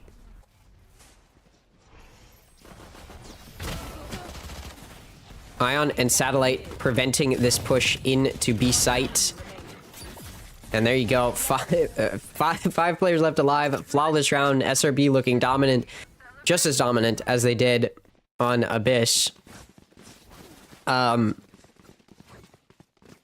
mean, if you're EG here, you got to be a little bit worried off of losing the way the last 2 rounds have gone. When you're running double controller, a lot of the goal on Haven, when you're on defense, is preventing that spike from going down. Haven's a very difficult retake map. That's why teams like to run double controller, because it makes it easier for you to not end up in retake positions. Teams that run double initiator, double duelist are willing to put themselves in retake scenarios because they've got more aggressive util to retake with. When you go for double controller, it's because you don't want to have to retake. You want to have more control over the map. You want to be able to stall out with smokes and you know, util like snake bites and paranoia. And so for Shopify, in those first 2 rounds, they did a good job of it. Obviously, it's pistol and then anti-eco. Now that we see a buy from EG, the question is going to be, how do they play it? Also in double controller, when you're on offense, you can do a little bit more lurking. You can play around the map a little bit more, right? You've got a sentinel and 2 controllers. At least one of them can go lurk around the map a little bit, give your team some space. As you see here, where EG has 3 players pushing up mid, 4 now that Sova's joining them, and then they've got their Viper pushing up in A, doing a little bit of lurking. Stun is going to get paranoid. Again, there's that controller util preventing the push from coming too quickly here. Coming through too quickly here. So Rona, though, has made quite a bit of leeway on A. Nature's aware. Nature's here. Gonna get taken out by Zerona. X is here in short with a judge. Oh, and they swing. Just bad timing, looking the wrong direction. Mitch is able to take them out. Xander sees the back turn of Zerona. It doesn't matter. Zerona finds them. Ion's able to find one with the Marshal from Heaven, but it does look like EG's on their way to winning this buy, preventing a bonus round conversion. Ooh, nice headshot with the Bandit from Ion. Gonna find a kill there. Zerona's able to take out Ion, shut them down. Satellite with just a Spectre. They're gonna be looking to do some damage if they can. You're probably not gonna retake in 1v3. Zerona's very low though. Satellite just wants to watch this exit, it looks like. And SRB's... Sorry, EG is not going to play into that. Ooh, bit of damage done there, but not going to find the kill. Looking for a little bit more. Chasing them down, Satellite. Oh, and gets one. Just barely. So good damage done by Shopify on their bonus. They killed 3 out of the 5 of EG's players, but not going to get away with the round conversion. So for EG, bit of a bounce back there. Shut down some of that momentum building. Obviously, it's traditional round structure. That's what you expect to happen. Is the team that loses pistol and anti-eco. Or pistol and then the round after will win the 3rd round. That's exactly what we see there. Now we're going to move into the first full buy from both sides. Ion has that operator. We only really saw it in 1 round, but we did see that operator be very lethal on Abyss. Ion very good at positioning themselves with it. We'll see if the same will be true here. Look like they wanted to push out of A, but they get smoked off. EG, and a bit of anti-op smoking there. They leave both of their controllers to lurk in A main here, while the rest of the team moves their way over towards grass. We're looking to garage a little bit. Smoke comes out to help them clear a bit of space here. Owl drone comes out as well. Nature in C-Link here. Gets spotted by the Owl drone. Gets hit by the dart. Uses their own. Okay, there are in fact players in there they see, but do not get a ping off of their own. Whiffs the dart. So you're just taking a bit of space here. They baited out a lot of that Sova util. And now these 2 players in A main getting ready to attack. Ion is ready. Finds one with the op, repositions to watch short. Nobody's there. All 4 of these EG players are coming from main. Exit jump peeking. 30 seconds left. Gonna spot them. Sees the jump peek from Stunna. Recon dart destroyed. The take coming through. Standing in the molly though for just maybe a little bit too long is Exa. Ion does find one before falling. Stunna gonna take out Exa, able to see them, and then Satellite not able to trade it back. So it's a 2v3 retake as that spike will get to go down. Nature with an Odin from Heaven. Could be scary. Paranoia comes out into Graffiti. Nature's able to take out Stunna. Nature also going to take out Mitch with the Odin. It's a 1v1 now as Pancakes takes out Nature. Xander and Pancakes. Pancakes will come out on top with 3 kills on the round. And EG gets a bye round. So they make it 2-2. Shopify will lose. I did mention when you're running double controller on your defense, the goal is just to prevent that spike from going down. You're running double controller, you take better control of the map. You do not want to have to play retake because you just don't have the util that you might have with double initiator or double duelist. And in that scenario, Sova had used so much of their util over in Garage that they didn't even have that to help retake with. And that's why there's so many players looking to defend on site and they just couldn't do good damage. A play coming out of C looking to do damage. Satellite finds 2. Exa finds 1. The Hunter's Fury finishes them off with 2 of their own. Somehow, Shopify finds that kill, or that round, I mean. What a play down C long. Beautiful trap play backed up by the Hunter's Fury as well, and I kind of lost track of what was happening. Shopify able to get the win there. Big bounce back, and it puts EG on an eco. Hey, one way to prevent that spike from going down is to just kill them all as soon as the round starts, I guess. So now Shopify gets to be on a bye against an eco. It should be a round that they can secure. EG progressing a little bit towards C. They actually throw out a smoke of their own. Jake going to be able to take out Ion, who is lurked up in mid. That's a gun retrieved. So player advantage now for EG. They've inserted 2 into Cubby here in C long, but the spike is moving over towards mid.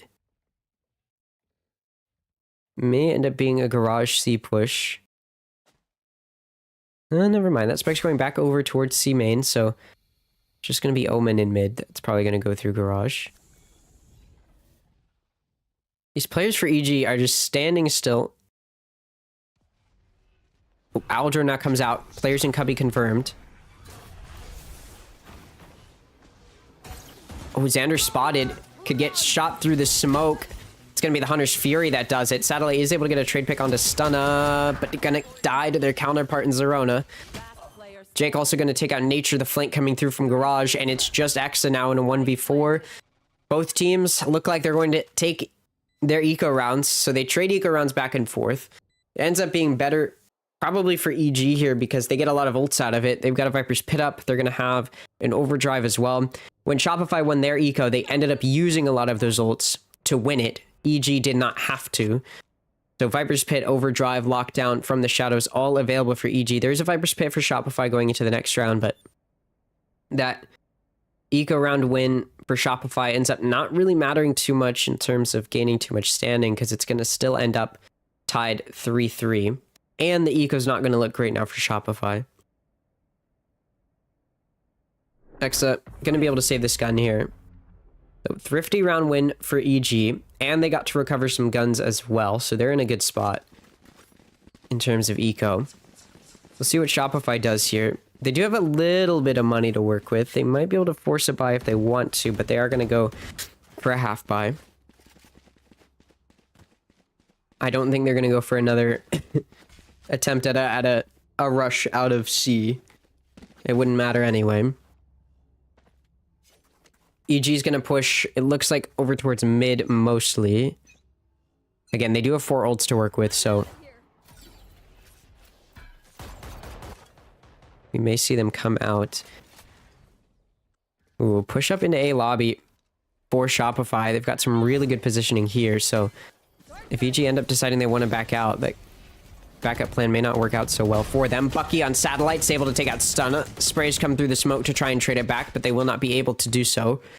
So gun can most likely be recovered there. I'm not sure if Satellite picked it up or not. It did not get recovered. Thank you for pinging that. Stinger on Nature.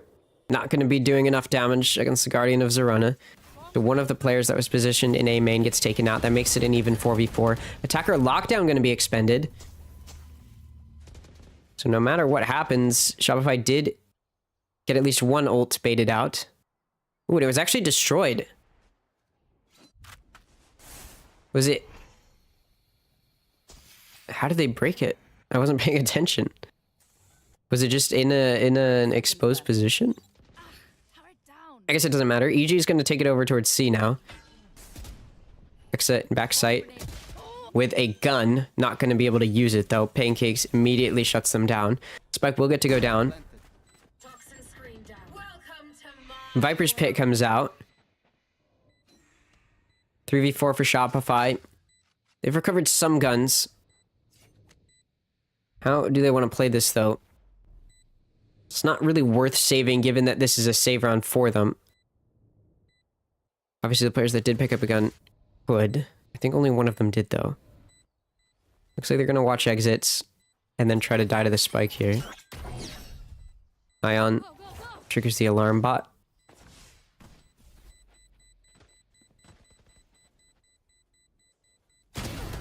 Ooh, Xander and Ion each find a kill at the same time. Xander also takes out Zerona. Very expensive round. And they're going to die to the spike as well. Mitch dies, so guns recovered for both of the remaining Shopify players, and not a horrible eco, all things considered. They do still lose it. 2 ults are going to be online for both teams. EG did end up expending both of theirs, or 2 of theirs, sorry, of the 4 that they had in the Viper's Pit and the lockdown. So Shopify did bait those out. They have a Viper's Pit of their own now, as well as from the shadows. We will see how it is utilized. It's just going to be used preemptively in C main. Ion going to swing out of garage and find a kill with the operator onto their counterpart. So duelist down for EG. Oh, Nature spots a Viper sitting in A main. From the shadows is utilized by EG. They've positioned their Omen deep into CT, but Exa read it. Zerona gonna get taken out by Xander. And it's a 2v5 right now. Both of these EG players in garage window.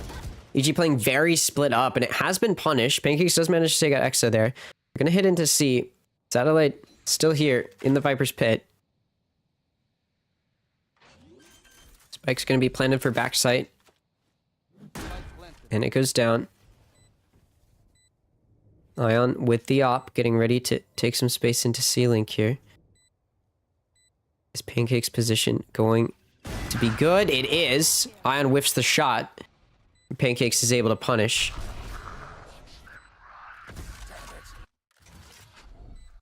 Some of the positioning noted from the Shadows ult. Mitch sitting in the Viper's Pit is able to take out Xander. Satellite immediately going to trade it back though. Satellite also going to take out Pancakes, and although the time started to tick down, Shopify does make the retake look good. It was a 5v2, mind you, though. So EG did do good damage given the position they were in, but this was a buy round from them, so they would have liked to come away with a win. They're going to end up probably... Oh, they are able to get a buy going.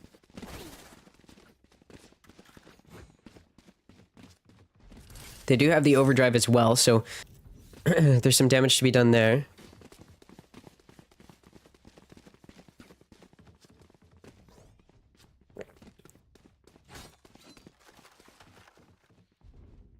We will see if EG is able to convert this. They've been doing a lot of working the map, and then Shopify, at least in that last round, showed their ability to pick them off. They want to go for a bait play. Neon's just going to use the overdrive, push up in towards A, push back by that KJ util, and now they back out. It did somewhat of a decent job. Some of the Shopify players moved, but not enough of them, and notably, that operator is still sitting on platform, and Satellite and Garage Window going to take out Mitch and Pancakes. Zerona is able to take out... Sorry. Zerona is able to take out the op, but it is a 4v2 now for Shopify. EG doesn't have the spike down. Zerona, good positioning, able to take out Xander despite the double swing coming from CT. So it's very winnable. Sona now able to rejoin Zerona.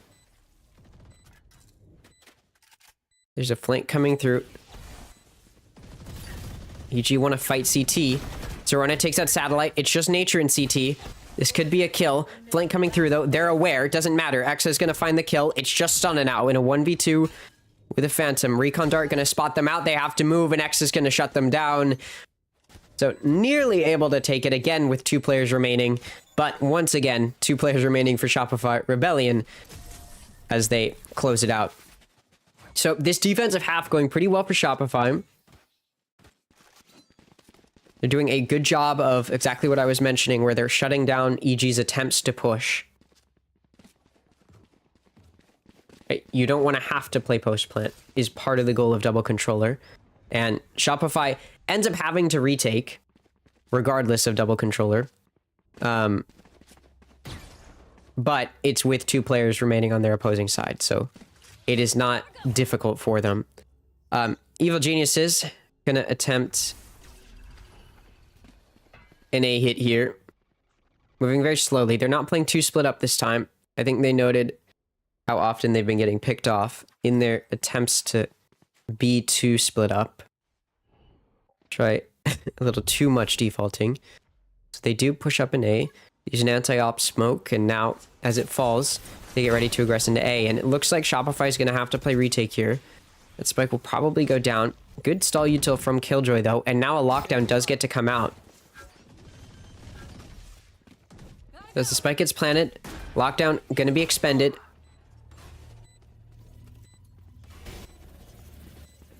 Is that Nanoswarm plus Shock Dart going to destroy it? Okay. I did not think that the Nanoswarm would be able to go through the wall like that. Exa gonna take out Pancake. Xander takes out Jake. The retake going well despite the lockdown, although Stunna and Mitch each find one. Stunna finds another, and then one more. Ion, the only remaining player for Shopify, has an op in main, whiffs the first shot, and decides it's not worth trying. So the lockdown kind of wasted. Baits out a lot of that util that EG had, but doesn't really matter, as the attempt to flood in to site does get shut down. And that'll tie it up 5-5. This is Haven we're talking about, though. Stunna takes out Ion. 4K in the round.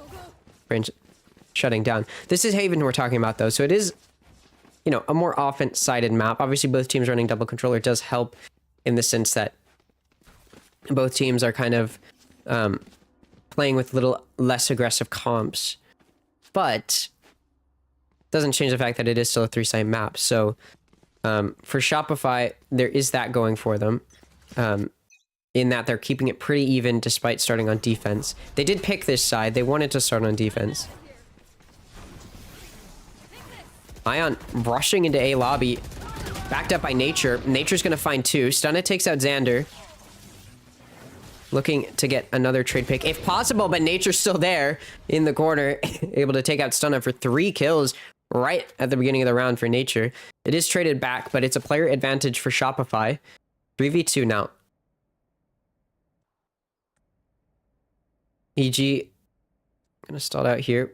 C1 in a lobby here, pushing down short is Mitch, gonna get taken out by Ion, and XM manages to find their counterpart Killjoy with their back turned. The Pancakes will fall, and it's the 6th round won. Shopify in position to take the lead going into the next half, if they can take this round. They do have an overdrive and a Hunter's Fury available. There's a lockdown for EG. But we did just see in the previous round how easy it can be to counter lockdown sometimes. Their last time using lockdown, I'm not exactly sure how it was destroyed, but they did use it right in B main, and it was broken pretty quickly. So they did somewhat misuse it last time. EG did. We'll see how it's used this round. It looks like they're going to want to put it in garage. It looks like they want to take space in grass with their Neon and their Killjoy. Actually, it looks like their whole team wants to take space in mid. They insert Mitch and C Cubby and are going to leave him there.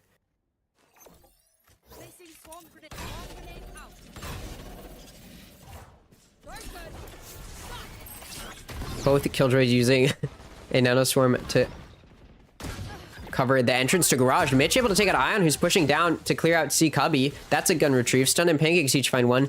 Nature does get 1 trade pick with the Hunter's Fury, but very quickly, EG finds themselves in a 4v2, plus there's a Viper's Pit. So very effective site take coming out of Garage there, and now Shopify has to play retake with just 2 players. Snakebite preventing some of that entrance from CT. Stun is sitting here with a shorty, ready to use it.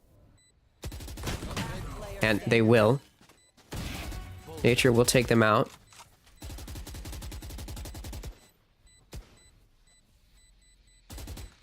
There's just no time. Nature running out with the classic jumping around, and Jake will take him out. So 3 players left alive. It doesn't really matter how many are left alive. It's a 6-6 half as we move into what will be Shopify's attacking side. Not bad for Shopify to get 6 rounds on their defense. Not bad for EG to get 6 rounds on their offense. Again, given both teams running double controllers. 6-6 isn't too crazy of a half. It's pretty balanced.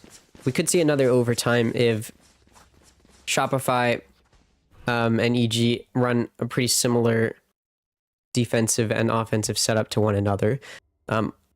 We did see Shopify, though, in the second half of Abyss, kind of switch things up very aggressively. So we'll see. Shopify does want to push into mid to start this one. And B site is mostly open other than an alarm bot. So they will be able to get Spike down very quickly as most of EG is pushed out into a lobby. Spike goes down. Nature able to clear out pancakes in garage window. That's all of C-Link and the C side cleared out. There's 1 coming from A-Link and 3 coming from mid. In terms of the defenders in this retake. Those stuns coming through. Dashing in his stunner. Xander's going to shut them down. Jake and Mitch each find 1, but Nature finds 3 on the round, and Satellite will shut down Jake to finish it out. Sorry. And that's going to be a 7-6 lead for Shopify.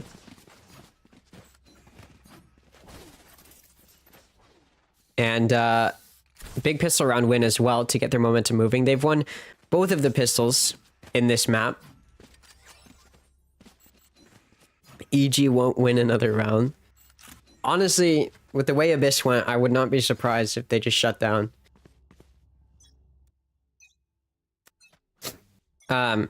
Shopify is playing very split up here. 2 players over towards A, and it's effective. Satellite going to take out Mitch. Most of the team is pushing up C here. And with the Marshal leading the charge. Zerona playing from behind platform. Trying to sit in a corner of their smoke.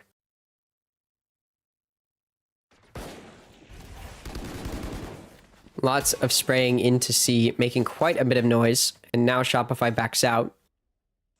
EG does seem somewhat aware. Although A is currently entirely open. And it looks like that is where Shopify now wants to take it. 3 players are going to be here very quickly, though. So although Spike should be able to go down, the time it takes to clear out this site does get EG in position to start a pretty quick retake here. Spike gonna go down. Planted default. Spike planted.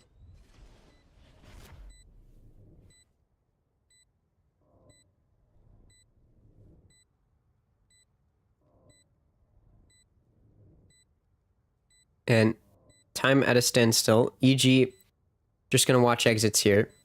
Try to die to Spike.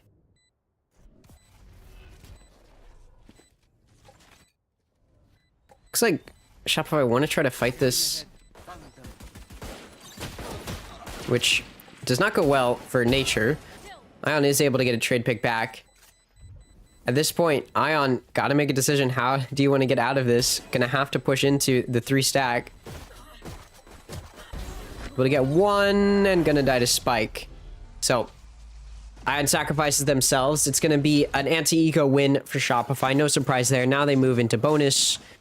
They do have some guns to work with. It's gonna be actually 2 rifles and then a Guardian and 2 Bulldogs. So it's gonna be a pretty serious round in terms of firepower for Shopify. that EG's going to have to play against. Looks like Shopify... I think Shopify played that anti-eco kind of how they would play a normal round, right? They had initially pushing up a little bit over towards mid. They were leaving some lurking over towards A. They found a pick, and then eventually they were able to play off of that. Or sorry, not towards mid. They had 3 players going towards C, I think, initially. Point is, they play that pretty similarly to how you would play a buy round, and it did work out pretty effectively in terms of getting them on site. We didn't obviously get to see them play much of a post plant because EG just wanted to try to die to spike and watch exits. Shopify able to make some leeway into B. They get out through the smoke. Pancake 6 at satellite. Exa is able to trade it back though, so it's a 4v4 as C site is being taken. Zerona gets stunned in backside and taken out. Exa gonna take out Pancakes. 4v2. Jake is able to take out Exa. That evens it out a little bit. Mitch and Jake reunite on B, but it's a 2v3 retake they're gonna have to make happen.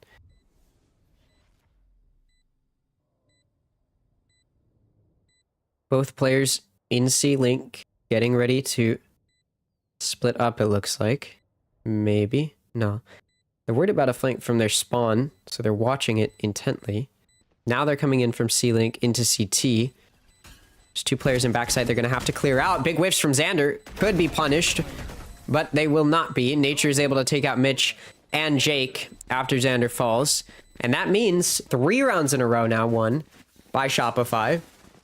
And EG very quick to take a timeout.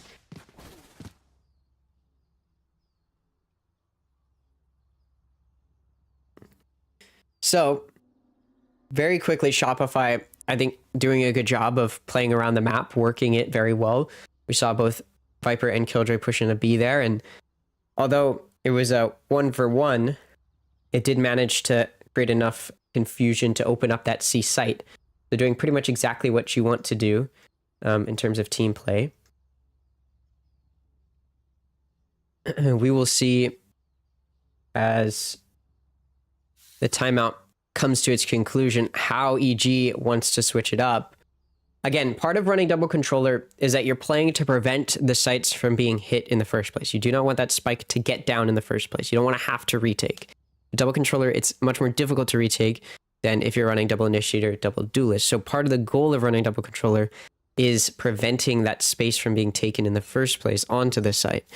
And when Shopify, when you're running double controller, on offense, part of what it enables is you can lurk around and work the map quite a bit. And Shopify is doing that. EG tried doing that as well, and it sometimes worked, sometimes didn't for them. Shopify is doing that right now, and it is working really well for them. It's getting EG off of these sites. It's getting them to move out of the spaces that Shopify wants to take. And by the time they're taking it, there's only 1 or 2 players there that Shopify is able to clear out. And then they get that spike down. And at that point, not only does EG have to play retake, they also don't have the players to do it with. So for EG, it's about making sure that they're denying kind of this map control that Shopify is able to take. Something that Shopify on a few of their defensive rounds was good at was kind of taking out those players on EG when they were split up, trying to work the map. Shopify was able to take them out occasionally, and then that would benefit their defense. And then sometimes they weren't able to, and EG would end up winning it. That's why it was 6-6 at the half. So for EG, they kind of need to do what Shopify did well on their defensive rounds that they won, which is prevent that working of the map. You see here, Shopify trying to gain some space, get some info in A, and they're denied. Util is expended to prevent that, though, so as Shopify look like they want to actually re-hit towards A. There's only 1 player here. 30 seconds left. Again, EG's so aware of the fact that the past few rounds, SRB have made noise and then moved away. They're completely terrified of Shopify hitting elsewhere, so they leave A open. Mitch does get a pick in short, but it is traded back by Exa pretty quickly, and Spike will get to go down. And now retake has to be played. Stunna manages to take out Ion, who's playing a little too aggressive, so player advantage for EG as they go for a retake. Gun can't be recovered quite yet, so that's not going to be a factor. Nature takes out Jake. Exa gonna take out Stunna. 3v2 right now. Player coming from the flank is known. Gun was retrieved, but Exa gonna shut it down. Exa also gonna take out Zerona. 4 kills for Exa against that eco in EG. And that's going to secure double digits now for Shopify. So after winning Abyss 14-12, after being down 2-11 going into the second half, Shopify gets 6 rounds in the first half here and is now making this second half pretty similar to how their Abyss second half looked, which is starting out pretty dominant. We will see how EG responds now that they're on a bye. Again, that round Shopify did a really good job of reading. I don't know if it was necessarily reading it, but EG was trying to predict that Shopify would make noise towards one site and then back out and leave. And that attempt at a prediction did punish them, as Shopify was able to just wait out the initial util usage on A and then re-hit. Here, it does look like Shopify's playing into EG's hands. A little bit. They make some noise in garage and mid. Although, Shopify does have this Viper in A lobby. There's a neon here, I believe, with an operator you're going to have to clear out. The Owl Drone does that and some. Nature's able to continue to punish. Stunna will fall. A site's open. Look at EG, though. They're not really even rotating over to A yet, even though Spike's about to go down. And that allows Exa to get a kill onto Zerona. They finally kill Exa, but the Spike is down. And you're down a player. So EG's gonna have to retake down a player. They focus so much attention on Exa. Time is also running low for them. Gun sticking out, and Ion sees it, able to find one. Paranoia comes through. It actually blinds Ion as well as Jake. Jake's gonna be the one to find the kill. Jake's low on HP though, down to 20, and that's gonna be the call to save as a Spike enters its second phase. So EG loses yet another round as Shopify continues to play around their opponent pretty well. I mean, I don't really know what that round was, to be entirely honest with you. I feel like Neon for EG saw so much presence in a lobby that should not have been a call to slow down. EG was very slow to rotate over to A.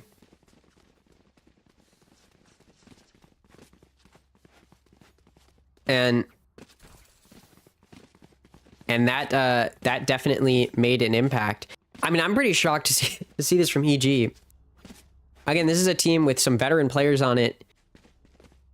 This is a team that should be able to use their comp well, play the maps well. They just haven't been.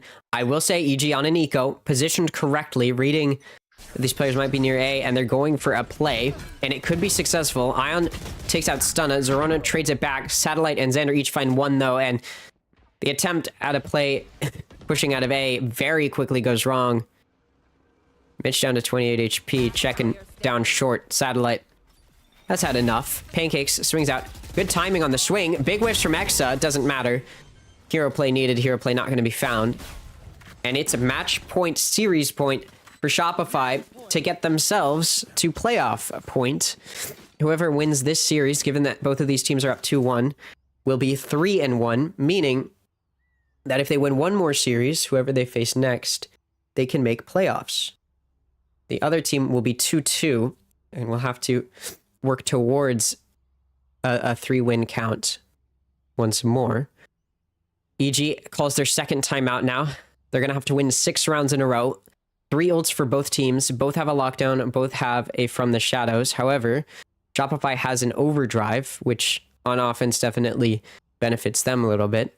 EG does have a Hunter's Fury, though, to delay a plant or aid in retake. But as I've mentioned many times, when you're running double controller, you're not trying to play retake. Now, if EG is not looking like that, they keep ending up having to retake and often down players. So they may end up using the Hunter's Fury for retake. It looks like a skill difference, which is, again, surprising. I was not expecting this from EG. I mean, this is a team that took a map off of NRG. NRG right now is playing against SAD and is up a map, although it looks like it's going to be tied 1-1. as they are one map win away from qualifying for Challengers playoffs already. And EG took a map off of NRG. So I was sort of expecting at least a tougher match here. Shopify is a team that has not been amazing. Finally, EG gets a good play going. Stunna lurking in garage is able to find a kill. It is immediately traded back though. Both Neons now out and down for the count. Neither overdrive is going to be expended. Punish Fury was utilized by EG as well, and it did tag 2 of the remaining players on Shopify, so good damage done there.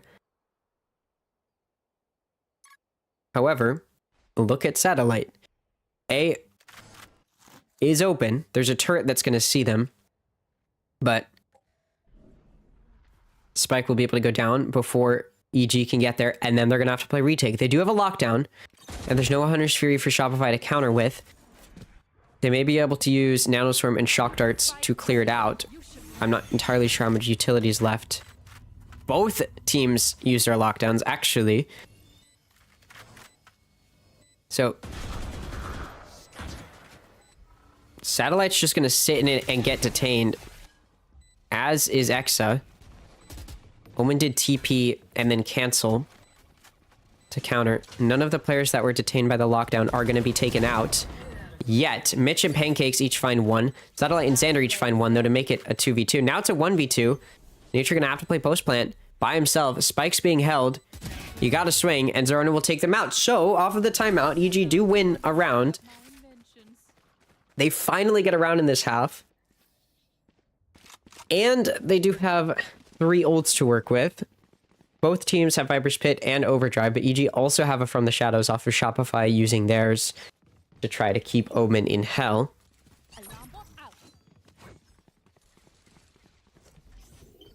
And so there's an opening here for EG. It's still going to be a buy from Shopify.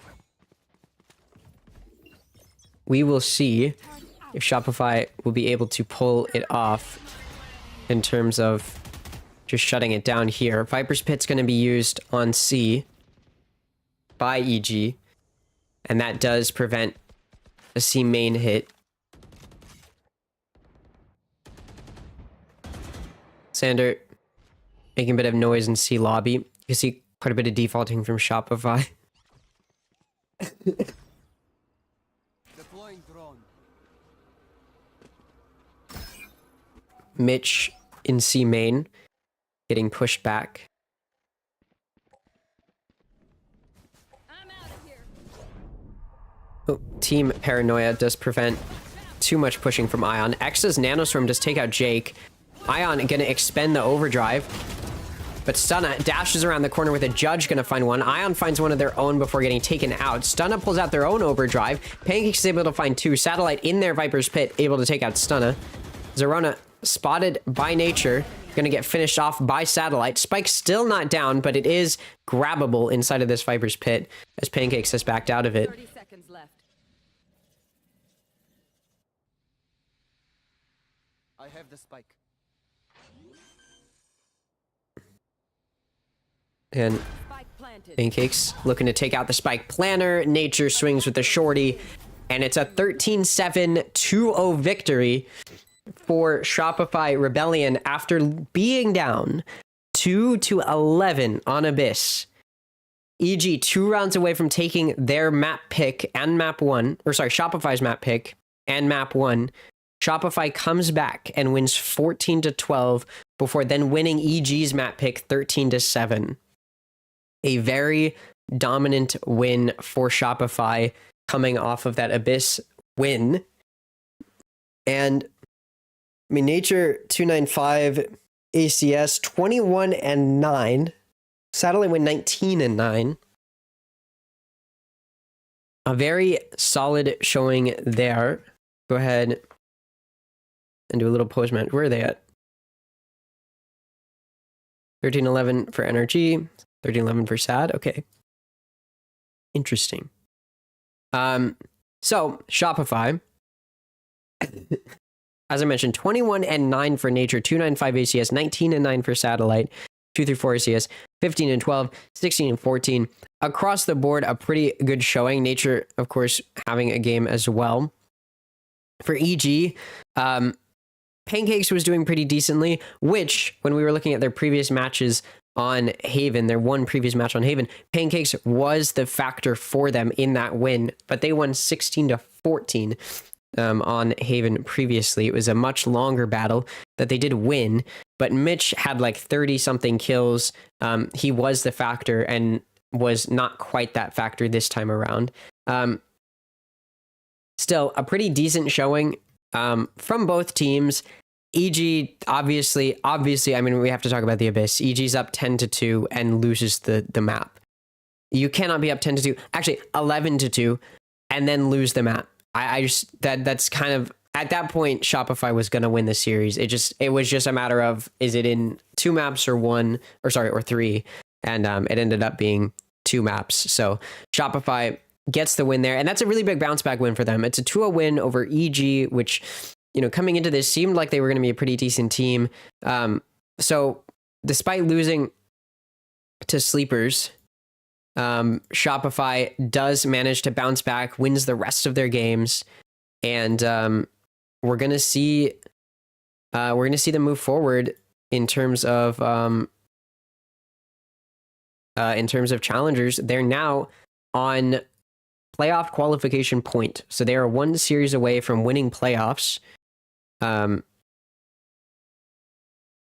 series away from making playoffs, which is kind of surprising. Again, given the fact that they lost to Sleepers, it seemed like that was going to be kind of a turning point, showing that they just weren't going to be that good. And then when they were down 2 to 11 against EG, I was like, well, the Shopify roster has been disappointing.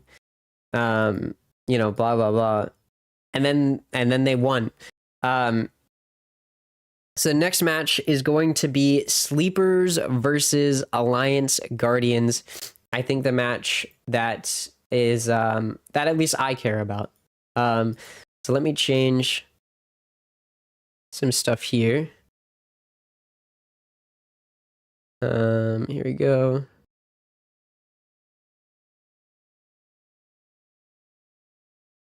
Do that, and then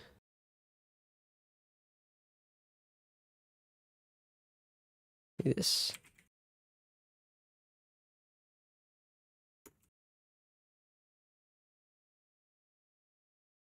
So this is actually a kind of interesting matchup, because this isn't just Sleepers versus Alliance Guardians. This isn't just 2 teams in Challengers facing each other. I mean, that's part of it.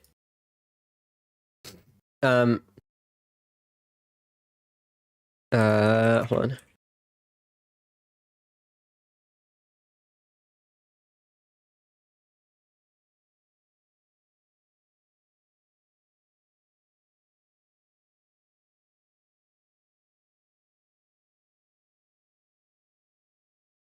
Hold on. I can't type.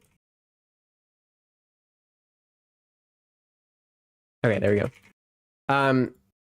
This isn't just 2 teams playing each other. It is 2 teams that kind of have a history in terms of the players that are on these teams.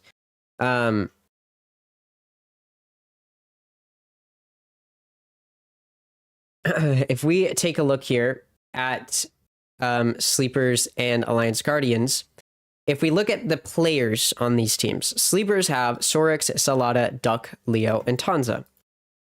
The Guardians have Snarly, Slammed, Atlas, Riker, Sci-Fi, and Poseidon.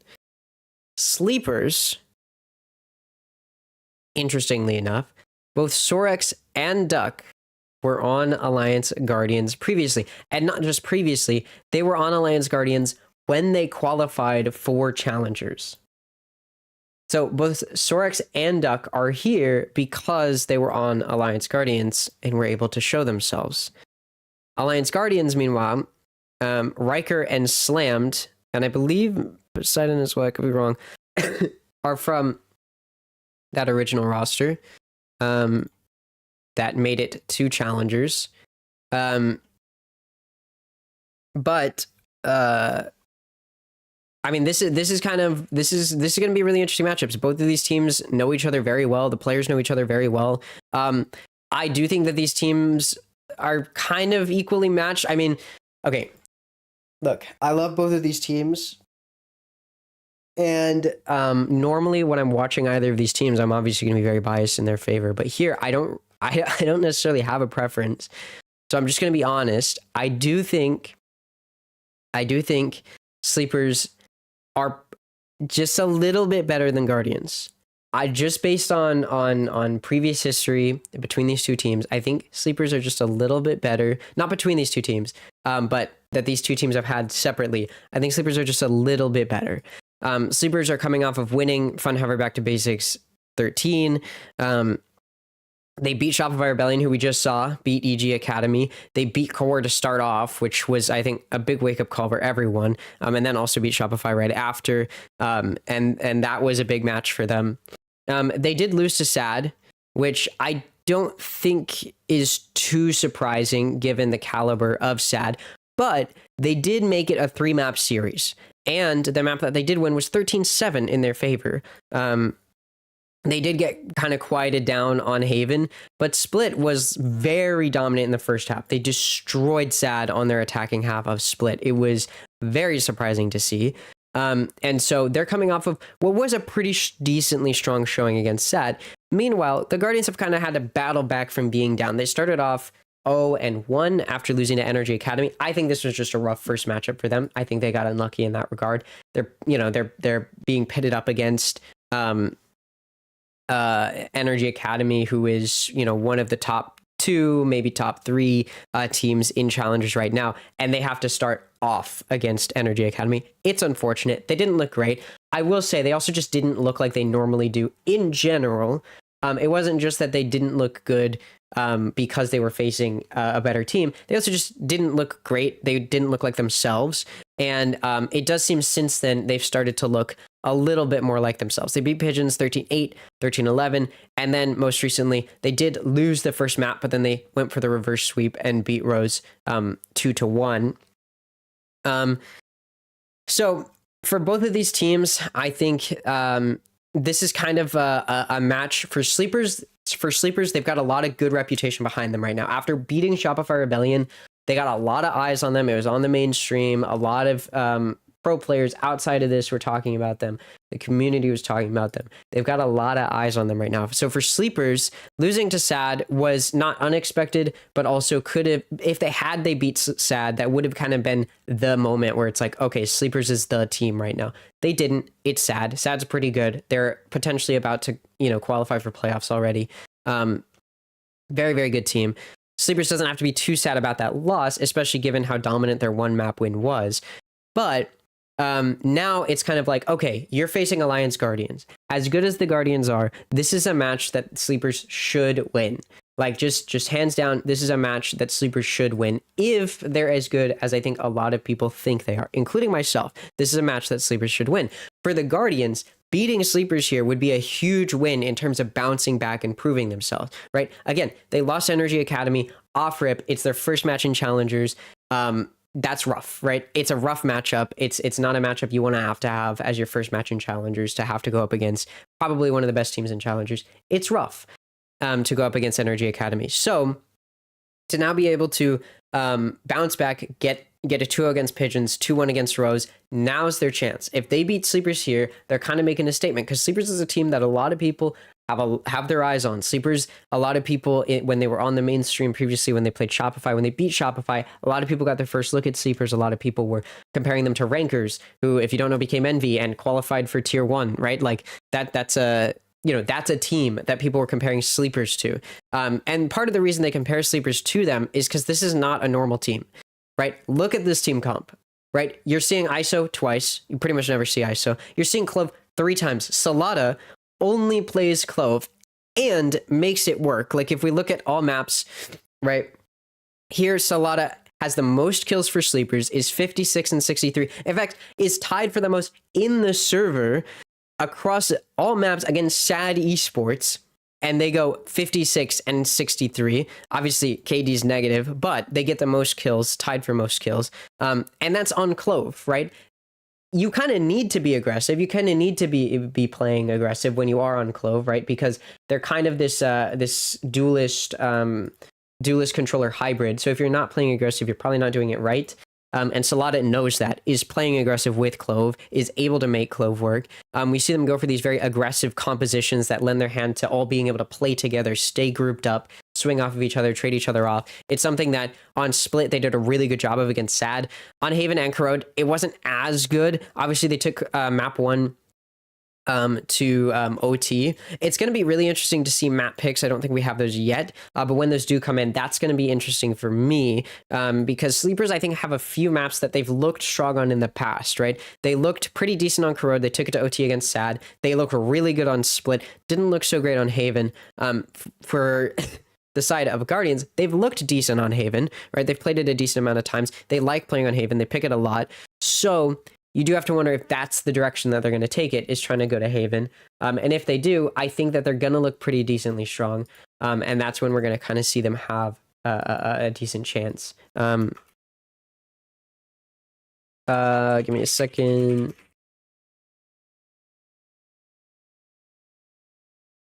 Do this. But yeah, so this is going to be a pretty big matchup for both of these teams. I'm very curious to see the direction that it ends up heading in terms of map picks for the Guardians. So again, both of these teams are kind of rookie teams. They're both teams full of players that are new to challengers. These are not veteran rosters, right? Unlike when we're seeing like EG Academy, Energy Academy, right? These like big main rosters that are in the top 4, top 5 of challengers. A lot of them have veteran players that were here last year or have been here for years. Neither of these teams are in that position, right? And I think you see that come out in their compositions, right? I mean, you're running a Veto. You don't see a lot of Veto, but Guardians ran Veto on Abyss, right? They really like Double Duelist. Both of these teams really like Double Duelist. I think you see that influence, given the fact that both of these teams, I mean, players from either of these teams have played with each other a lot, so there's going to be some influence there. Both of these teams like running Double Duelist. Guardians, not as much. I'd say Guardians are more similar to what you see typically in terms of compositions. If there's like, I think a weak point for either team, just from what I've observed thus far, having seen both of these teams play a lot, I do think for Sleepers, obviously the off-meta compositions can potentially be easy to counterpick if you're ready for that, right? If you're playing specifically against Sleepers, I think you can prepare to play against Sleepers. You know what I mean? I don't think most teams have done that, but I think that that can be done. All of the players individually can aim very well. It's going to be hard to win duels against any of these players, especially given the fact that they're oftentimes grouped up together. If there's one of them, they're like ants. You see one, and then there's suddenly 10 more right next to them. It's going to be very hard to play against. And so for the Guardians, if they can kind of prepare to play against that properly, they may be able to bounce back. For Alliance, part of the weak point, I think, for them is Riker is kind of hit or miss sometimes. On Corrode, Riker really likes Corrode, tends to perform way better. Other maps, not as much, right? If we look at Riker here, still pretty decent, not top frag like on Corrode. On Haven, we did see Riker get very, very quiet, right? So I think for Alliance, it's going to be a lot of heavy emphasis on, can Riker be that duelist player that they need to be? That's something that I think Riker sometimes struggles with, is being that duelist player that Alliance needs. If we do see them being that duelist player that they need, that's probably when we see the Guardians be able to prove themselves. And both of these teams, the thing with this matchup is that both of these teams are right here. Like, they're right on the cusp. If like up here is like top four teams, I think both teams are in that position where they're right on the cusp of top 4, right? They're both probably going to make it to playoffs. Both of these teams look like they're in the top 8, in my opinion, but they're both right here in terms of like who's going to take it over the line. And this match is kind of that opportunity for both of these teams. Again, for Sleepers, a lot of people have high expectations for this team. If they are as good as a lot of people think that they're supposed to be, they should be able to take this matchup. For Guardians, this is a matchup people aren't necessarily favoring them going into. this is their opportunity to make a statement and show that there's a reason they made it to challengers in the first place, and there's a reason that they're looking that they're here to do damage, right? I mean, they dropped Duck and Sorex. You have to what's the word I'm looking for? You have to legitimize this, right? For Sorex and Duck, this is kind of a tiny bit of a revenge match in a way, right? Like, this team dropped them after they qualified for challengers. Maybe they didn't drop them, or maybe they left. Actually, they might have left. So for Guardians, this actually might be a revenge match. I can't remember. I think they might have left, actually. Switch that up. For Guardians, this is a revenge match. Both of these players left them to go play for this team. This is an opportunity for them to prove that there's a reason that they should have stayed with the Guardians. I mean, Sleepers is a really good team. All of these players on Sleepers, I think, are clearly like top team in the league in terms of players that they've got. Individually, I think each player on Sleepers can hold their own. And the thing that they do really, really well is they just play together so well. They're grouped up. They play these aggressive comps that let them play grouped up even on defense. And that lets them trade each other off. That lets them basically always be in a 2v1, a 3v1, a 3v2, a 4v2, 4v3, right? Like, they're always going to have a player advantage. And that's very hard to play against because they can each hold their own. Even if they didn't have a player advantage, Sleepers can often win duels, but then they do have the player advantage. So even if you do win that duel, they're going to be there to trade it back. So the Guardians, again, there's a reason the Sleepers have high expectations coming into this match. I think the Guardians are definitely the underdogs coming into this, if you're just looking at purely objectively. For me, again, I'm a big fan of both of these teams, and so I'm kind of in the middle. Whatever happens, happens. I really, really do want it to be a situation where both teams can do well. And again, I think both of these teams are playoff teams. But again, both of these teams have a lot to prove right here. Sleepers wins this. This is cementing themselves, I think, as top 4, maybe even top 3, depending on how some of their future matches go. For the Guardians, there's an opportunity to try to get themselves there to bounce back. Kind of to be the change that they're supposed to be. While we wait for this to start, we can take a look at this because the match still hasn't started yet for some reason. This is a playoff qualification match between SAD and Energy Academy. Both teams are 3-0. You need 4 wins to make it to Challengers, 4 series wins. Or sorry, to make it to Challengers playoffs. You need 4 series wins, and both of these teams are at 3. And they're tied. Oh, yeah. Looking great. Hey, the Bandit's pretty nasty at mid-range, okay? The Bandit's pretty nasty. Bandit's got hands. I respect it. He could find a few, but the reason that I'm not shivering my timbers is that yeah, okay. All right. Marshall's online and everybody else is just locked in. There's 5 people still alive. Sad guy's alive. He did? remaining. Ange with one? Okay, hang on. Ange gets one with a sheriff. They do end up getting 2. Obviously. How come every time I feel like I tune into Challengers, and every single time I tune into Challengers, they're always just like talking like they're having a conversation? Is that what casting is supposed to be? Like, I feel like every time I tune into Challengers, I don't see this in tier 1 all the time. It happens in tier 1, but mostly in tier 1, they're like talking about the match. You know what I mean? Every time I tune into tier 1, it feels like they're talking like about just like random, like just having a conversation. I remember last year at one point I tuned in and they were like talking about burgers or something. Like, what are your favorite burger toppings or some shit? I was like, what the hell? Okay. Can this start, man? The timer finished counting down. What are we waiting on? Let me try to think if there's anything to say. I don't know. I guess we can get into, I'm going to imagine in terms of map picks, we're going to see Sleepers pick Corrode. They tend to really like Corrode. Guardians are probably happy with Corrode as well, but I think they're going to end up trying to pick Haven. Obviously, it depends on map bans and stuff like that, who bans what. Yeah, I don't really know. And then in terms of comps, you're always going to see the Clove. You're gonna see the Waylay a lot, and then ISO as well. Again, it depends on the map. I don't know what this comp is. They were messing around here. I've never seen them run SH.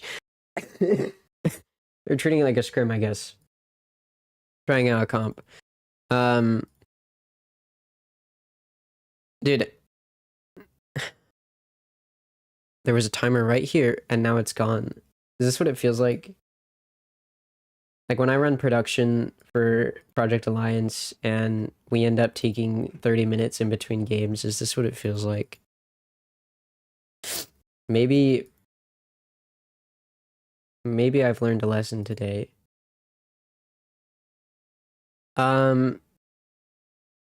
Okay, I guess I'll just put the other match back on then. I don't really have anything to talk about. I've said everything I can possibly say. Nice solid cover. Very good round still. And when it comes to economy from SAD, it's going to be looking good. Yes, they lost a few people, but at the same time, this is their second round they're winning in a row. That bonus is over and over again. You can see Stellar. Wait, this is the same thing that happened on Bind. SAD won the first 4, right? Still has rifles, still has a bit of a bank to work. That's kind of bad if you're NRG. Even if you do end up getting a few kills. And I don't know what happened to Renz. I guess we were stacking into finding marshals over and over again. He's going to rely on overdrive for now, but he does not have a rifle to start things off here. Okay, nice. Tunnel's covered. Are the orb farming here as well? By SAD. Oh, we're in. We're starting. Oh, thank goodness. Okay. Finally. All right. Here we go. It's a bind.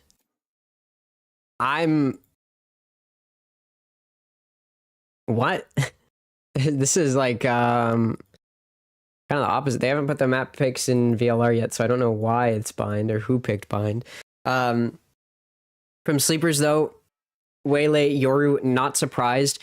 I think like what's interesting about sleepers comp here is that this is probably a little bit like weirdly still meta. Obviously minus the clove. Like double duelist is pretty standard on bind. That's not entirely surprising. Double controller with the clove and the vipers obviously not. But then Fade Initiator's not bad. I think the Guardians with a Chamber are kind of a little bit... I mean, they're running Waylay, Viper, Brim, and Sky. I think it's the Chamber Sentinels that's the only thing that's like a little bit different than what you see all the time, but you also do see it a decent amount. So I think for both teams, both of these comps are pretty, like, not exactly standard, but as close as you can get. So that I'm not surprised about. I'm going to see if I can figure out who picked what map soon, because they didn't put it in yet when I was looking. And they still have not put it in. But yeah, just off of comms, I don't necessarily think this lends its hand to either team in particular. Sleepers start on attack, which I think is a good side for them to start on. That's kind of their half.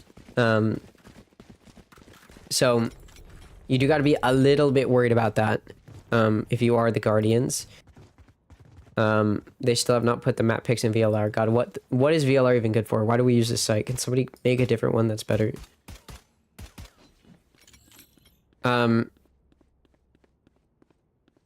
I will say sleepers did leave the spike in their spawn off rip. Sloppy. It looks like the Guardians are going to want to play aggressive out of short here, or prepare for an aggressive play out of short here. And we will see as we finally get underway after like 25 minutes. Sleepers make their way towards short, and they're going to be met by 3 players playing higher lower, but then they start to line up. Sorex is able to take out Slam. Poseidon takes out Tanza, but Sorex is able to take out one, and Salada will take out another. Snarly's going to take out Salada, but Leo takes out Snarly, and it is suddenly a 1v3 for Atlas. So very quickly, Guardians are down. Looks like they're going to be down 0 and 1 off of a pretty aggressive attempt at an aggressive hold there from the Guardians in short. Sleepers just push through it. I do think if they had played a little bit more patient, they started to move up. They wanted to take space in case that it was a B hit. I think had they... Oh, Atlas does take out Leo. But Sorex finds the head. 3 kills for Sorex. Atlas will fall. And so far, Sleepers looking like Sleepers look. Again, I do think that that defensive play in short could have gone better had they all had they not started to move up to take space. I think taking space ended up being the death of them, unfortunately. We do have Sleepers. Looks like gonna be moving over towards B this round. Sorex gonna be doing a little bit of lurking over on A. Or maybe they're going for a lineup, I'm not sure. I think they're lurking. We do see Guardians off rip send their Brimstone through TP in B long. Now, they do have more players on B, which is good for the Sleepers. Or sorry, for the Guardians. I'm going to confuse them a lot. Try to get it out of my head. Guardians are waiting. But Duck going to take out Riker, who's crouching up and down. Slammed has made it back to the site after going through TP at the beginning of the round, but now going to be taken out by Leo. Atlas inside of Tube, able to find 2. Looking for another. Leo from behind with a Bucky, though. Gonna say enough is enough. Poseidon with a good lurk position, but gonna get caught out in big whiffs. Leo able to take out Poseidon and take out Snarly. Unfortunately for Poseidon, that could have been a good opportunity, but just whiffs the shots, and now it's 2-0 Guardians. So anti-eco is won by Guardians, converted. Not surprising. Guardians now on a bye against bonus, should be able to take it. We will see. Again, Sleepers kind of doing what we've seen from them before. They play a little patiently, see if they can get anything out of their opponents. If they don't find anything, they just execute.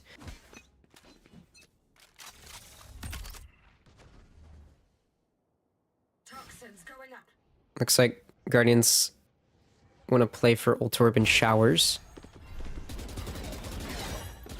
Slammed, just spraying through the smoke. Gets double dashed on by Leo, and Leo just takes them out. 5v4 now for Sleepers on their bonus. Riker is able to take out Sorex, who is watching Showers. Allows a TP to come through from the chamber. Riker is able to take out Duck. Makes it a 4v3 now, so the retake going well so far for the Guardians. Salada not going to find anything. Poseidon shuts them down. It's a 2v4. Both of the remaining players had Buckies at one point, but Hansa going to get taken out. Leo, who picked up a Guardian, going to get taken out by Atlas. So Guardians win the round that they should win, and they do it with 4 players alive. So pretty decent buy round there against the bonus of Sleepers. Now is the real round to see how Sleepers want to play. Not Sleepers, how both of these teams want to play.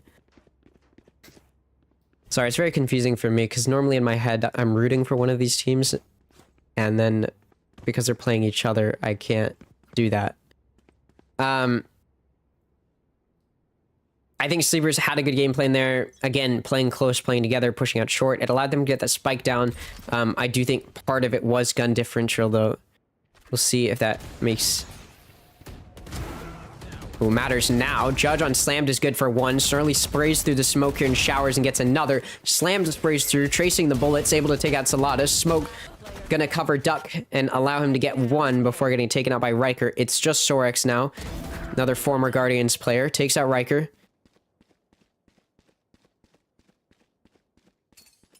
Grabs a spike. Takes out the dog. And now Sorex backs up a little bit.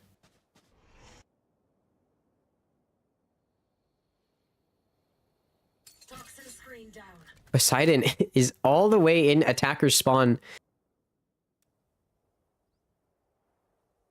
But they're gonna miss each other here. These Vipers dancing around one another. Sorex aware of the possibility, but Poseidon all the way over on the other side of the map now. 35 seconds remaining. Sorix should be able to get the spike down. There's nobody on B. Obviously, we do have the, Seconds left. you know, TPs can be utilized here, so it's not gonna be an easy post plant, but post plant can ensue here. Winnable for Sorix.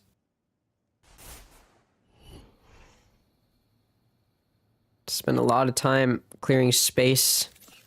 Nobody's here. Able to get the smoke down, and now going to plant. Plant is heard. TP's taken by Snarly. Gonna be the first to come through here. Waiting for the rest of the team. Now, another TP taken.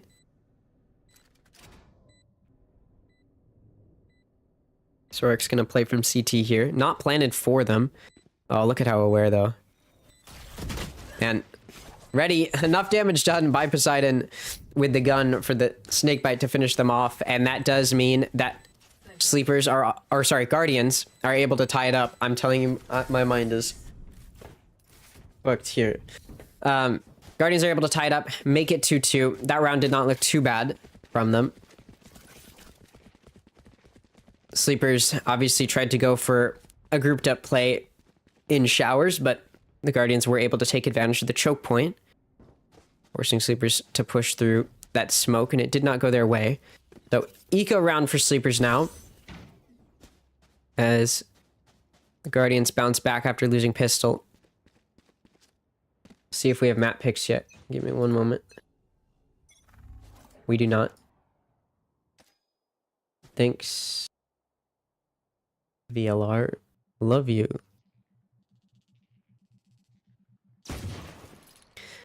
Sleepers is defaulting a little bit. Leaning more towards B. TP gonna be taken along with the orbital strike expended. Riker is able to take out Duck. Orbital strike may have been overkill. Slammed able to take out Salada. Leo will trade it back over on A. That clears it out as Snarly takes out Sorix. That spike can be picked up by Tanza and will be planted on A. Leo picked up a gun, gonna rush into CT, finds a free kill onto Poseidon. So, very winnable here for Sleepers now. It is 3v2. Atlas takes TP. Leo wants to fight it. Catches Atlas looking the wrong way. 3 kills for Leo now. As the convergent paths might use it on Spike Tap, which is going to happen very soon here. The Spike enters its second phase. Spike Tap, convergent paths expended. Flash is coming out. And the retake starts to ensue. Riker, the only player not hit by the convergent paths, needs to get that kill. On for the ace is Leo. Not going to get it, though. Snarly's going to take out Leo, prevent it. Tanza will take out Snarly and then die to Spike. It's a thrifty round win for Sleepers as they went into that round on Eco. The Guardians end up losing it, just picking them all off one by one by one. The buy round that the Guardians did win, where they were taking advantage of showers. Sleepers was all just pushing through a choke point. That now that Sleepers are playing a little bit more cautiously, don't allow themselves to end up in that position this time around.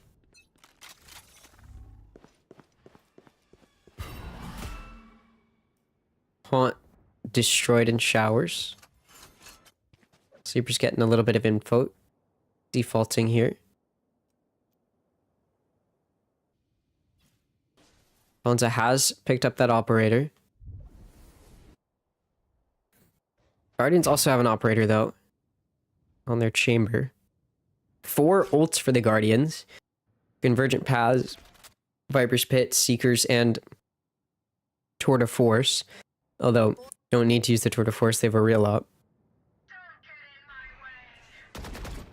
Sleepers thinking about taking TP. Viper's Pit used by the Guardians in a short. Snarly in backside on B. Able to get a kill. Traded back by Leo. Riker, however, will take out their counterpart, and Leo will be taken down. 4v3 now for the Guardians. Sleepers kind of stalled out here. Slammed in the corner. A little bit of trigger discipline. Gonna find that kill onto Salada. Slammed also going to jump out and take out Duck. It's just down to Sorix, able to take out Riker. 1v3 now. Health is low for Slammed, but that's about it. Spike probably not recoverable, and with 20 seconds left, it looks like Sorix wants to save. Maybe see if they can get a kill or two. So, Guardians bounce back. They shut down the attempt at a push from Sleepers. 10 seconds left. And a lot of these rounds have taken quite a while. Wait until about 40 seconds left, and then you execute. Looks like for Sleepers, and we're tied up 3-3. Seems like a lot of it comes down to whether or not Sleepers can get that first pick or not. Seems like when Guardians just get a nice pick on the entry. Also, Guardians are playing together very well, so they are able to trade each other off when those entries do start to come through. So as long as they get one kill, they can lose one because they'll get traded back. Whereas if Sleepers get the kill first, they're the ones that can trade each other back. It's kind of like chess and guarding your pieces.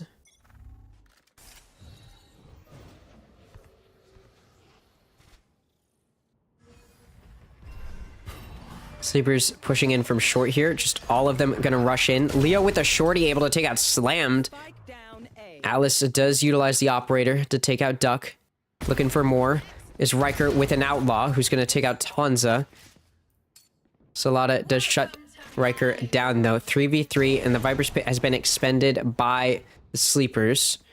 So Spike can go down. It's gonna have to be planted for showers though. Alice able to take out Salada with the op. Ultimate will be expended. So it's currently a 2v3. Salada gonna die though, so it's 2v2. Atlas jumps down. Sorex was ready, saw them, but on the repeat gets taken out. So Viper's Pit falls. They're not ready for Leo and showers. Missed comm perhaps. Not sure why they were all looking towards short.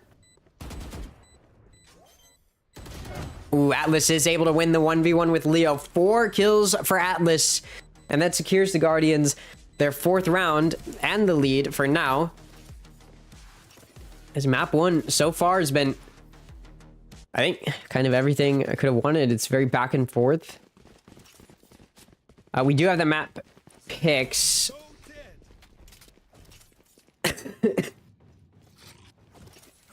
This is Sleeper's map pick. The Guardians picked Corrode will be map 2.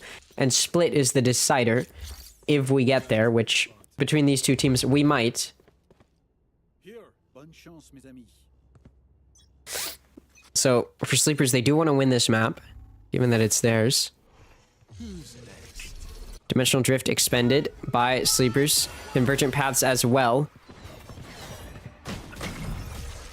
Leo double dashes in, takes out Slam. Tanza comes out of the ult with shotgun, not going to be able to take out Atlas, who has a Bucky of their own.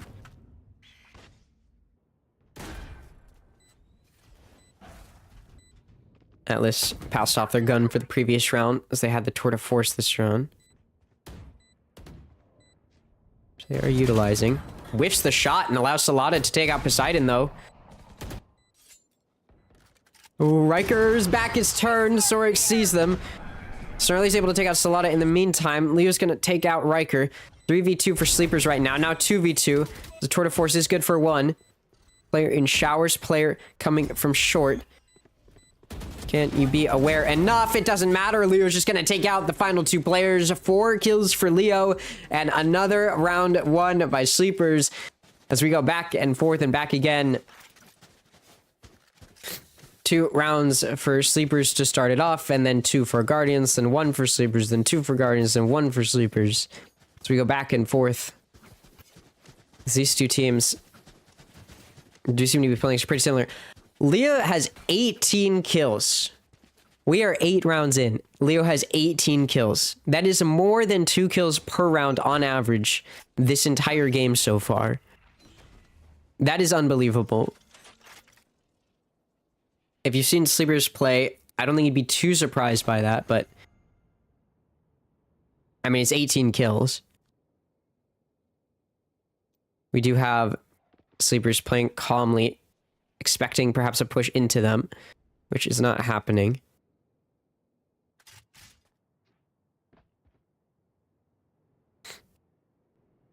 Riker and Slammed, as well as Snarly, gonna be here on A to watch it. Tanza takes out Riker, who swings out of showers, utilizing that op. to punish them. Slammed, just sits in the smoke. And will get taken down, sprayed through. Double dash from Leo is not going to result in a kill. Oh, Snarly turns away at the wrong time. Tanza's able to then swing back out with the shorty, find the kill. Atlas coming in from CT is spotted. Gonna be backed up now by Poseidon, but maybe too late, and it is. Solada's gonna shut them both down, so Sleepers now win 2 rounds in a row, and they take the lead. We'll see if the Guardians can return fire once more. We do have the Orbital Strike available for the Guardians. It's gonna be full buy from both sides. Sleepers so far have seemed to like this A side. Looks like they do want to head over towards B this time around, though. Both teams do have an operator. Tanza's going to take it towards showers again, which could find something, but they have been pretty consistently, the Guardians have, just smoking that off at the beginning of the round. Snarly pushes out and grabs the ult orb in long on B. We're backing up. It is the attacker's poison cloud is there as well. Solada's going to take out Poseidon. Snarly using the guiding light. Nearly gets away with finding a kill after, but not able to do so. Leo will shut them down. Now the double dash in, going to clear sight. And Duck will be able to get this spike down. It's going to be a 3v5. The question is, do the Guardians attempt to retake or do they save? And it looks like they want to save. So the Sleepers now win 3 in a row. Keep in mind, this is Sleepers map pick. So this is a map that they want to win. Portal closed. But Orbital Strike is still available for the Guardians. They did not use it. They do not have Seekers online as well. So next round, that's an option. And the majority of their players are going to be able to keep their guns. So they should be able to get another full buy going into the next round. But off of this win from Sleepers, this means that they cannot go into the next half with the round disadvantage, only with it tied up or with the lead. So for the Guardians, they do want to get the last 2 rounds of this half, prevent that lead from being gained by Sleepers going into the next half.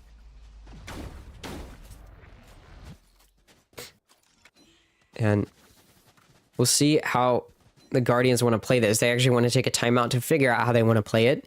They have not been doing the best job of slowing down Sleepers. I do think initially they were, when it was kind of in that back and forth, but now Sleepers have started to figure out a little bit how to play around them, test into them a little bit, and then back out, and then shove in. They've been getting those first picks pretty effectively.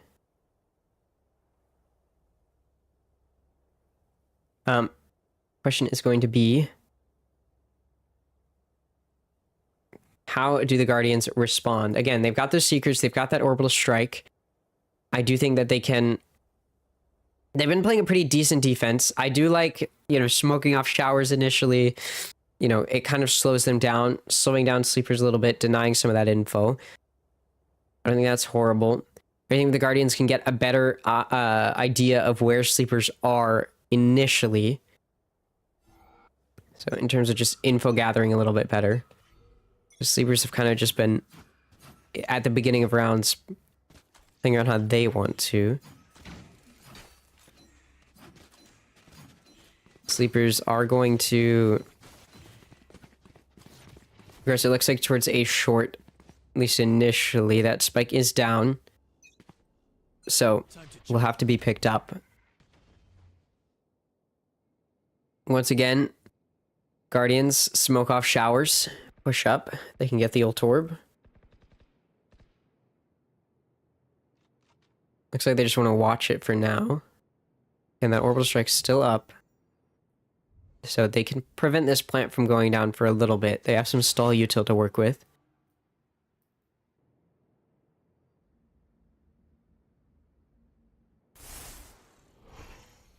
Smoke goes up. Seekers come out. Seekers are going to confirm the positioning here. Meanwhile, Duck, Riker, and Slammed all facing each other in showers, and Duck mows down both Slammed and Riker. They line up there right at the end. And that's going to be a huge opening into A, which has already been almost entirely cleared out by Sleepers. That's also that orbital strike offline, so they can't prevent the plant anymore. Solana going to take out Snarly, who's in heaven.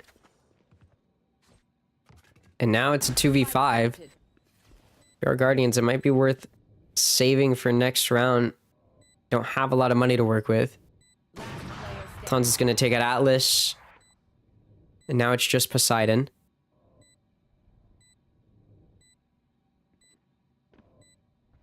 Poseidon ready to get pushed into with the judge.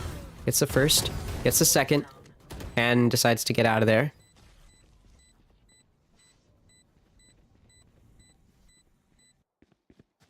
Which they may be able to. Trying to save this operator.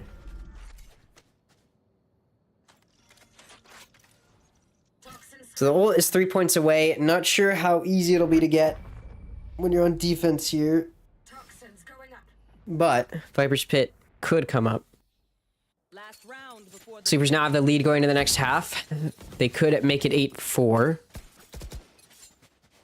I do think this map... Obviously, Sleepers running a double duelist comp, so they're going to be a bit more aggressive here on this attacking side. When we do switch sides, Guardians might have a bit of an easier chance.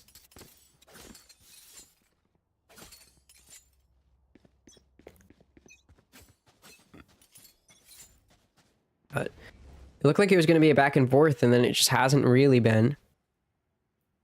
gonna fall back here.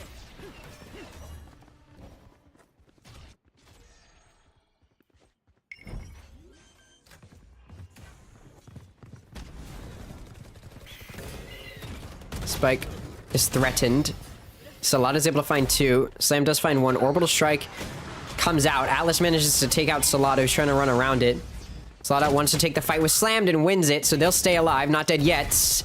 Riker will finish them off after taking out Storix. Spike does go down. Both of these players going to be playing towards short. The op shot from Atlas did actually hit them through the wall. Alliance doesn't actually... They only saw one. They only saw Duck backing in the short there, so... I don't know where the remaining player is in Leo. They actually ult Heaven. Winnable for Leo, but Riker gets the 4K, and that will be a 5th round for the Guardians. So they're starting to work their way back into it. And what I expected to be a pretty close match, what should be an exciting match between these two teams, given the history between them, has been so far.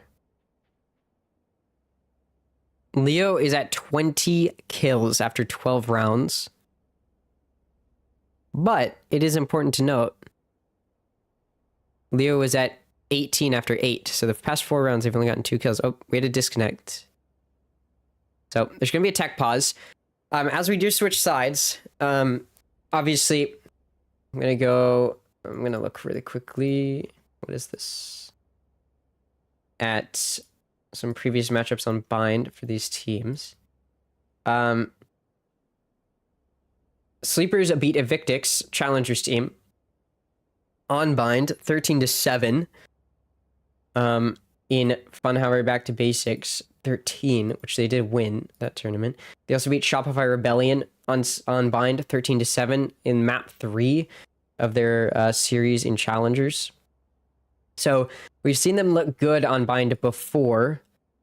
For the Guardians, they have not played Bind in Challengers yet. The last time the Guardians played Bind was in Funhour Back to Basics 11 against Calamity, and they did lose 6-13. And that's the most recent time. That would have been the most recent with this roster, because anything before that's going to be a different roster. So they've only played Bind once, at least in VLR.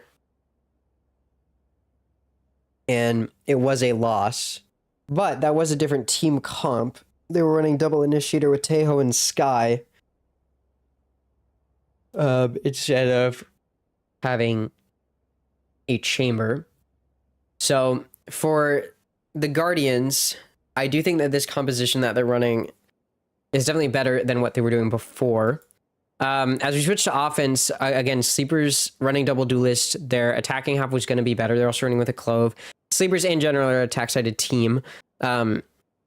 So for the Guardians, now that they're on offense, they have a little bit more of a chance. I do think that the Sleepers, obviously Bind is a map that the defense can play aggressive if they want to. You often see teams go for kind of aggressive defensive plays. When Sleepers plays on a map like Corrode, for example, they do go for a lot of aggressive plays, especially down middle. I don't super remember what they looked like on Bind in terms of a lot of their round strategy. But I would imagine we're going to see a lot of those aggressive plays, trying to take advantage of the Guardians maybe being caught off guard, things like that. How many kills does Poseidon have? Poseidon currently has, I think, like, I'm trying to remember. I mean, not that many.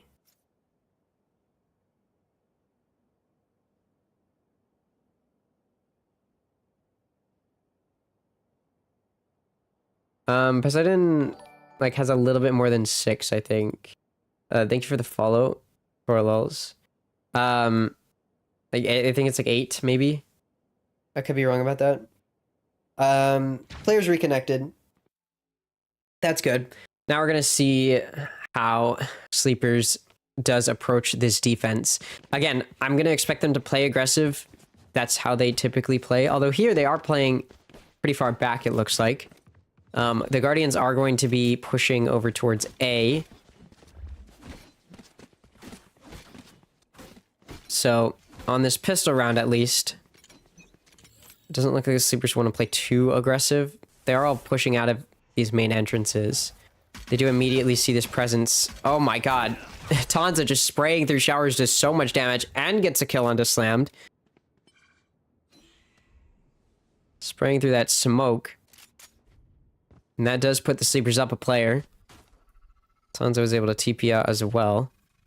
Riker trying to do some good entry work. I talked about it before this series started, that Riker can sometimes be that difference maker. Salada takes out Riker. Tanza's going to take out Snarly. Poseidon able to get 2 and then 3. Leo, Tanza, and Salada will all fall. That evens it out, and Spike can now go down. Atlas trying to be aggressive is punished. And now Poseidon, who only has 40 HP, going to be alone in a 1v2. So it's to play back from short. Waiting for the tap. It's not gonna come yet. Sleepers waiting for them to maybe push out of U-Haul. They send the snake bite through their own smoke. Does alert Sleepers to the position. Oh, and Poseidon, I think, yeah, got stuck on the side of the box there, trying to come from behind to defend the spike. Very unfortunate positioning there. So their gun just swings through, and they don't. And that does allow Sorix to get off the spike and find the kill. So an attempt at a clutch from Poseidon is shut down. And that does make it 8-5, so Sleepers get the pistol. Kind of a big win, grow their lead that they came into this half with. Guardians on this eco, they're actually forcing up. They're going to force buy, so Guardians do want to win this. If they lose this round, they're going to have to take an eco. And it looks like they want to take it through short. They send the Skydog out. Guardian destroys it. Leo looking for one, gets shut down by the Stinger. Salada able to track Riker around him as he double dashes. TP's been taken. Guardian's coming into B.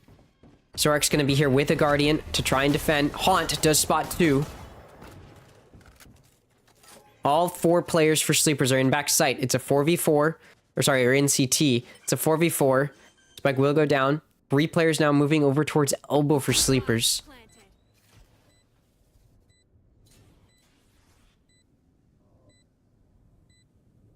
Tanza.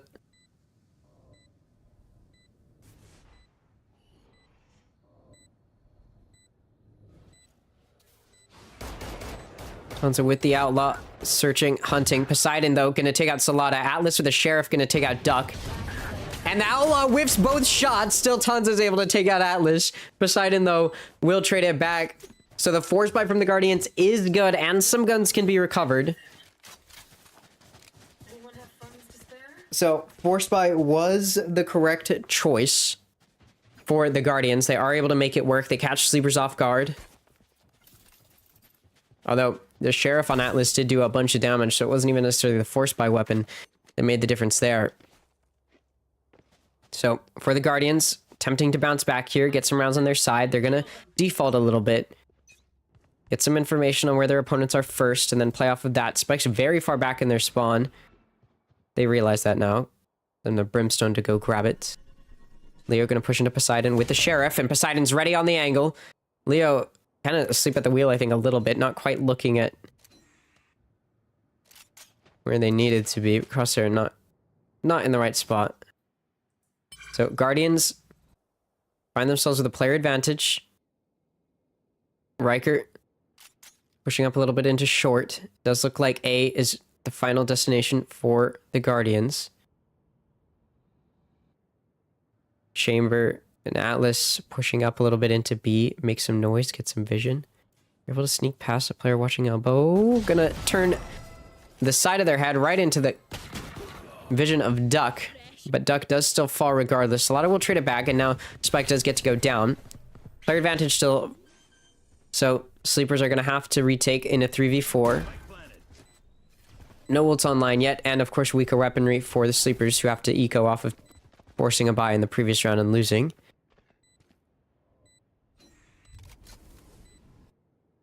Do have a bandit in the hands of Tanza. Coming into heaven.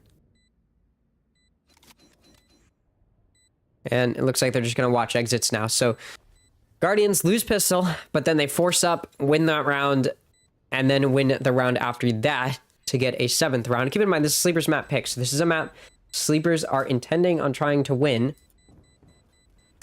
But Guardians are not making it easy. They're keeping it even, keeping it close, and they're now 1 round away from tying it up.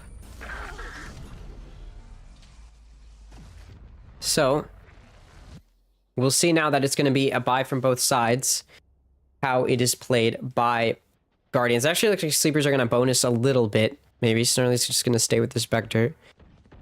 So, slightly stronger weaponry for Sleepers, as the Guardians are going to decide to bonus. They switch the guns around. It's Riker that ends up with the Spectre, but a bonus regardless.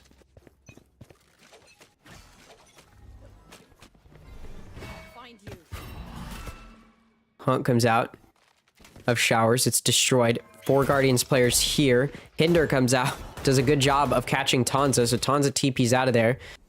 A-Site can now be taken through showers for the Guardians. But they grab Orb and back out. Poseidon has taken some space in short. Looks like they want to test that. Guns are swapped. Riker now has a Phantom. Dog gonna be utilized, and Guardians start to make their way out on to A. No players seen yet. No defenders seen yet. Other than a clone, which is not baited. Not taken. The bait is not taken. What am I saying? Spike goes down. Viper's Pit comes out. Tanza is able to take out Slammed. Atlas tries to swing from bench and is gonna get punished. Tanza is able to take out Atlas despite being hindered. 5v3 now. Viper's Pit is still down. Dimensional Drift going to be utilized by Tanza to gain some space. Salada trying to take a fight there in U-Haul. Tanza spots Riker. Comes out of short. Going to get wrapped around on. Taken out. After taking out Riker, it's just Poseidon, who's able to take out 3. Get back in the Viper's Pit. Duck gets off of the spike, though, and will be able to take out Poseidon. It looked like maybe Poseidon was going to make a play there. He found 3.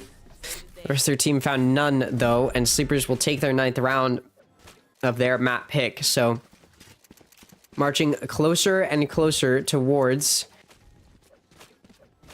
double digits is Sleepers, who have started to look pretty good. Leo has not gotten a kill this half. There is that. Meanwhile, the rest of the Guardians have been able to do pretty decent damage across the board. They're all somewhat holding their own. So, So the Guardians could definitely get back on this horse. It's going to be a full buy again from both sides, because the Guardians did take bonus. So they had a little bit weaker weaponry going into that round to begin with. They weren't necessarily expecting to win it.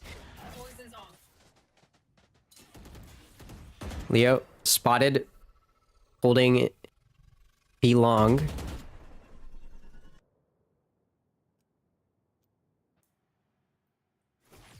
But nothing else is going to come off of that. Guardians mostly gearing towards pushing in towards short. There's Tanza in showers, not going to get cleared out. Guiding light utilized. The push into A starting. Salada not going to get hindered. In short, watching it. Able to find one. Tanza's also going to take out Atlas from showers. Finds another. Slammed will fall. Body TPs. Riker going to take out Salada. Riker also going to take out Tanza, but will fall. And meanwhile, Sorex able to take out Poseidon, who is all the way lurked up in B long. And that means that double digits have been found for Sleepers. It's 10-7 now. As Sleepers are looking pretty clean. Again, Leo still has yet to find a kill, but it hasn't mattered. Poseidon was lurking all the way over on B, despite a very aggressive commitment, I should say, to A from their team.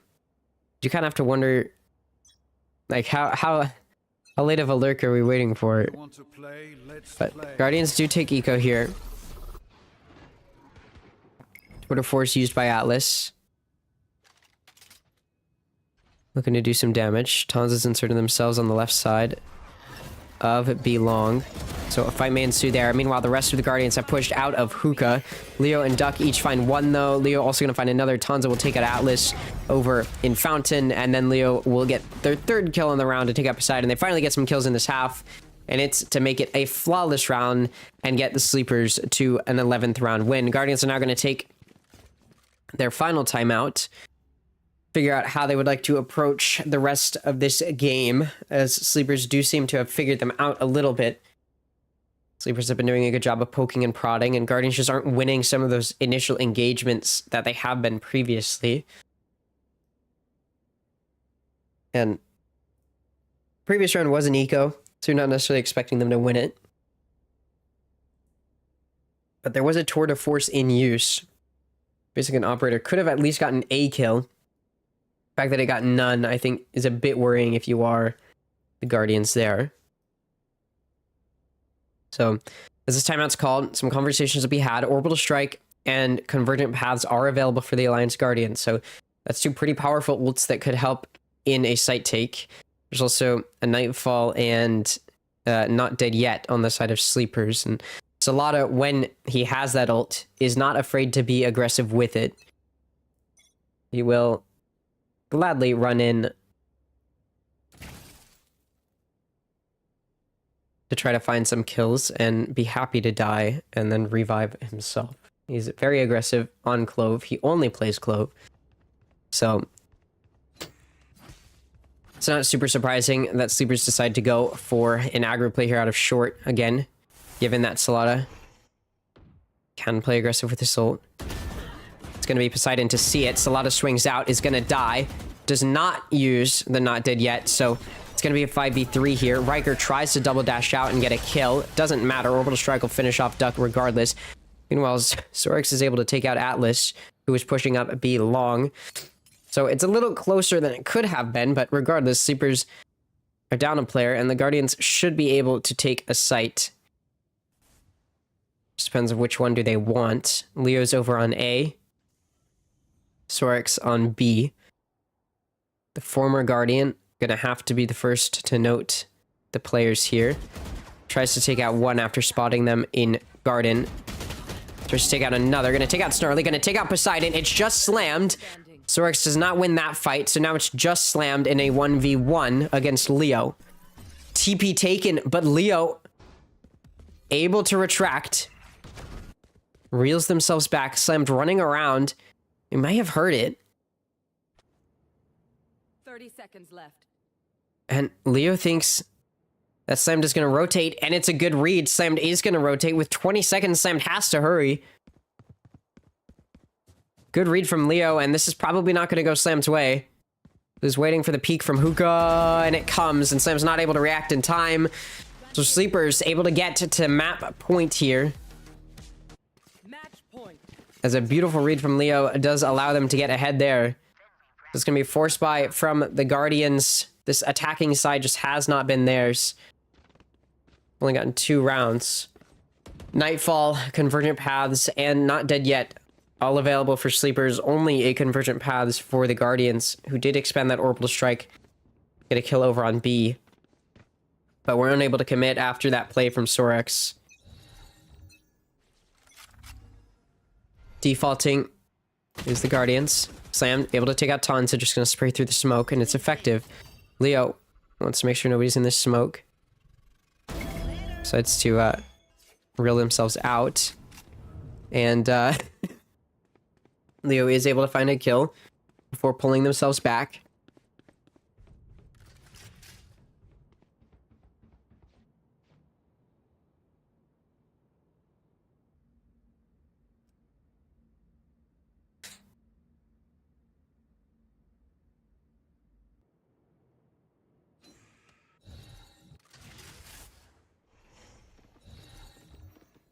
No peeking.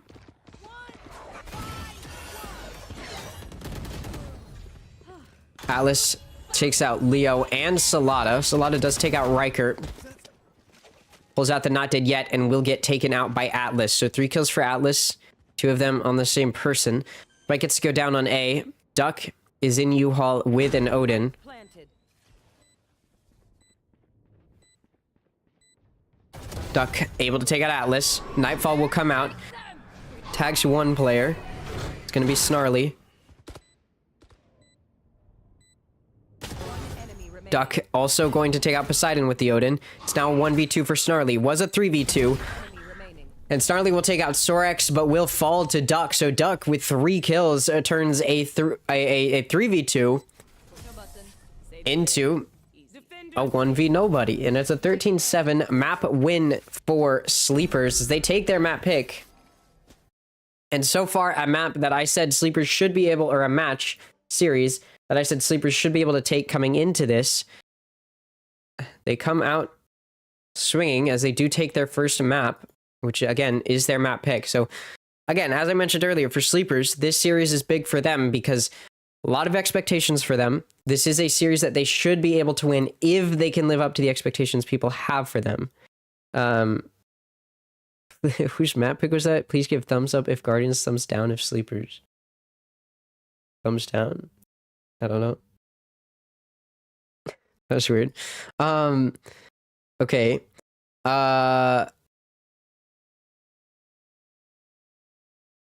For the Guardians, go ahead and get the numbers in. For the Guardians, we had Atlas going 17 and 15. We had Poseidon going 17 and 14. I did say Riker could be that factor, right? I said coming into this, one of the weak points for Alliance is Riker's kind of hit or miss. Sometimes he's really there. Like on a map like Corrode, he tends to perform really, really well. But sometimes he's not. We did see, as an update, SAD has qualified for playoffs after beating Energy in a 3-map series.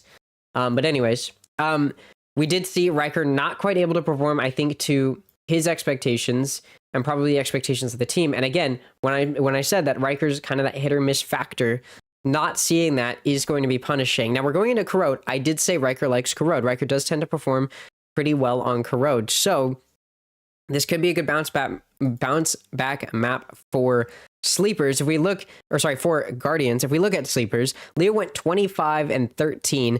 20 of those kills were found in that first half. And then only got 5 for the rest, because the rest of the team really picked it up. Storks had some nice plays. Salada was still being Salada. Tanza and Duck, really across the board, again, just finding their kills when they need to. Again, for the Guardians, they all perform pretty decently as well. Obviously, you know, there's some players where it's like maybe they could have picked it up a little bit more. And again, when I say Riker's kind of that factor, I'm not saying it's all on Riker if Riker doesn't perform well. That doesn't necessarily mean that the team has to lose. It's a team game. It's just that Riker tends to be a factor that if he's doing well, that can be a win for the team. If he's not doing well, the rest of the team does need to step up. And of course here, it did end up mattering. Again, on Corrode, if we go ahead and look at previous match history, Sleepers did play Corrode against Sad and lost. They played Corrode against Focus Gaming and won. They played Corrode against Calamity. Both of these are in Funhaver, so these are not tier 2 teams. But regardless, Sleepers against Sad did lose, but it was 13-15. Solana went 33-27. Storex went 19-18. Duck went 16-21. Leo went 16-22, and Tonzo went 15-21. So Solana was kind of that factor that kept them in it. Not quite able to close it out though. In previously, we did see Sorex in the grand finals of Back to Basics 13. Sorex went 22-11, and Solana went 21-19. The whole team really across the board played pretty decently. When we go against Calamity, it's a similar story with Solana doing really well, 29-18, and then the rest of the team kind of picking up their ones when they need to. You can see that for Sleepers, it's kind of rocky, like it's not dependent on like one person doing well. You do see Solana consistently doing pretty well, but like here, you know, it's not Solana top fragging, it's Sorex, right? It's not always one player for Sleepers that's that player. It switches off a lot, right? I mean, even here, right, on Bind, the best player for their team was Leo this time around. That's not always the case, right? Sometimes, again, it's Solana. Solana is usually towards the top, but any of these players can be the player that ends up being the factor. When we look at Guardians and their history on Corrode, they won 13-10 against Rose, 13-11 against Pigeons, and they did not play against NRG. So we'll just look at these two. We see, again, I talked about how Riker tends to do well on Corrode, and we do see them 20-15 against the Pigeons, and against Rose they were 25-17. The whole team, again, across the board playing pretty decently. Against Pigeons, they were much better. I think, you had these top three really performing really well, the other two backing them up as well. Here, it's really Slammed and Riker, mostly Riker. You know, the rest of the team, again, pretty equal as well. This team does seem to like Corrode. They do pick Corrode a decent amount. But again, you do have to worry about Sleepers because Sleepers also seems to like Corrode. They play on Corrode a decent amount, as we've seen looking through their match history. And they do like picking it. So for them, Sleepers, or not Sleepers, the Guardians picking Corrode is kind of a blessing for Sleepers in a way, because it's a map that they really like playing on. I mean, if you look at a lot of their previous series, they pick it a lot. Like, unless it's banned, they're probably going to pick it. They picked it here, 13-15. They picked it here, 13-17. Picked it here, 13-11. They picked it here, they lost, 11-13. They didn't pick it the game before that. They picked it here, 13-8. Against Shopify, they went 13-6 against Shopify. Against Core, they won 14-12. So they've played it in every match that they've played in Challengers up until this point, and every time in Challengers up until this point, it was them who picked the map. And now it's their opponent picking it, which is good for Sleepers. Not so good for Guardians in terms of being able to use a map to their advantage. This is clearly a good map for both of them. Sorry, my dog just scared me so bad I didn't remember he was in my room. They clearly both play this map a lot, and so Sleepers is going to be in a pretty good spot here, as well as the Guardians. The Guardians aren't going to be able to catch Sleepers off guard. So I do think that Sleepers should be able to put up a pretty decent fight. For the Guardians, though, again, assuming Riker's on it and can be that factor, I do think that they can lock in and they can get it. They can get a win and take it to map 3. I would not be surprised if this is a 3-map series. These teams are pretty close. I mean, there's a reason that, some of these Sleepers players were on the Guardians previously, because, they were all pretty equal in terms of performance. Where can I watch the game? It is on the it's on Liga Ace Esports, which is Ace's Valorant's like B stream. Other than that, let me see if there's anything else to talk about. I think this is very winnable. I do think this is very winnable for both teams. I think it's winnable for Guardians. I think it's winnable for Sleepers. I'm obviously, just like coming into this, I'm going to be honest. Sleepers look a little bit better coming into this. This is a series that Sleepers should be able to take. it's for Guardians, this is their match to prove themselves. For Sleepers, this is the match where they're supposed to, hey, let's lock in, let's win this. Whichever team wins this, by the way, goes up 3-1 and then just is one series win away from playoffs. Now, I said this before, I think both of these teams are playoffs teams. I think they're both top 8 in Challengers right now. But for Sleepers, this is definitely more of a match that they're supposed to win in order to prove themselves. I do think map 2 is going to be a lot closer. Again, there's a reason that the Guardians pick it. They tend to perform a little bit better on it, but Sleepers just look really good on it. So when we're talking about the way Sleepers usually play on it, if my memory serves me correctly, on defense, Sleepers really like pushing out of A into mid. They go out of A link into mid a lot on defense. They'll usually send 3 players out. They usually only have 1 player holding B. They may switch it up again, given the fact that I know this. It's not a leap that Guardians would be able to figure that out. I'm not sure who's going to start on which side. I would expect Sleepers to choose to start on attacking because they get to choose which side to start on since it is the Guardians map pick. I would expect them to start on attacking since Sleepers typically like starting on attacking. And so we'll probably see that. When it comes to their attack, a lot of it is just playing together, probing up mid a lot. They're also not afraid to push main entrances as well, though.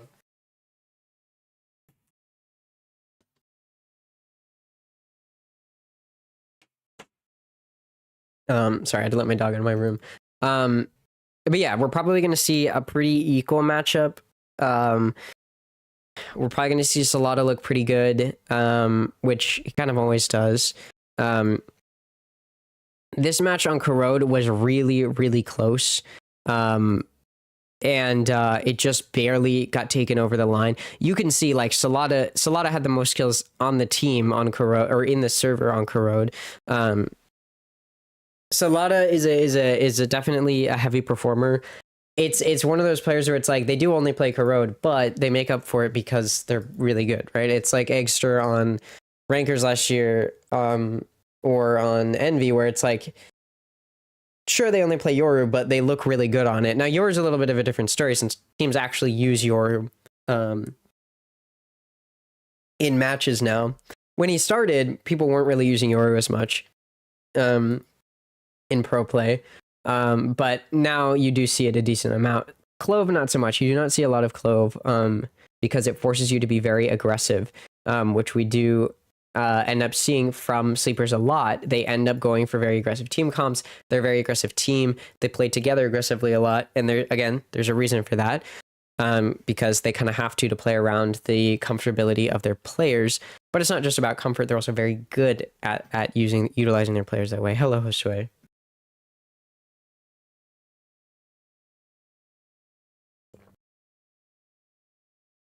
How's it going?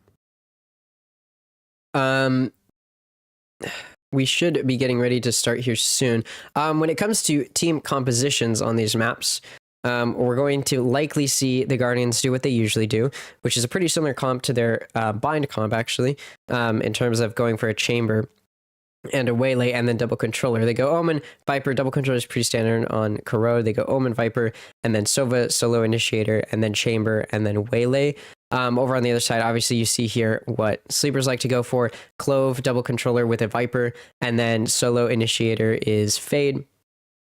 And then they're going to have Leo on waylay, just like on bind, and then Tanza, who was on Yoru on bind, is going to likely be on ISO. Again, ISO's an agent that lends its hands to quick, fast aggression. So is Clove, and Waylay's an agent that can, double dash, explode onto site, and then pull back if it gets too risky, much like Yoru. That's why this team's going to be playing very aggressive. And we're going to see that. Mostly you're going to see a lot of that on their defense where they go for a lot of plays, which I thought they were going to do more of on... I thought they were going to do more of that on bind. Sorry. I thought they were going to do more of that on bind than they did. So we might not see it as much as we do get into the match. You can see Sleepers going for exactly the comp we talked about. And then we're probably going to see the Guardians lock in the same comp as well that we expect them to. So again, my prediction coming into this is that it's probably going to go the way of sleepers, but for the Guardians, this is an opportunity to prove themselves. I think, like, a lot of expectations for sleepers, not so many expectations for the Guardians. So this is an opportunity for Guardians to upset here coming into this being the underdog, especially being down a map right now. They can fight back. They can come back. This is an opportunity for that to happen.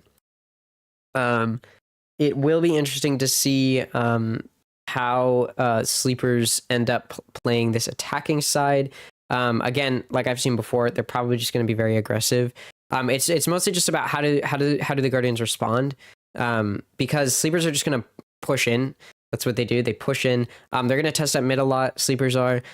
So if the Guardians can take good mid control or maintain good mid control, that could prevent some of the playing around the map that sleepers like to do. But it will be interesting to see the direction that it's taken.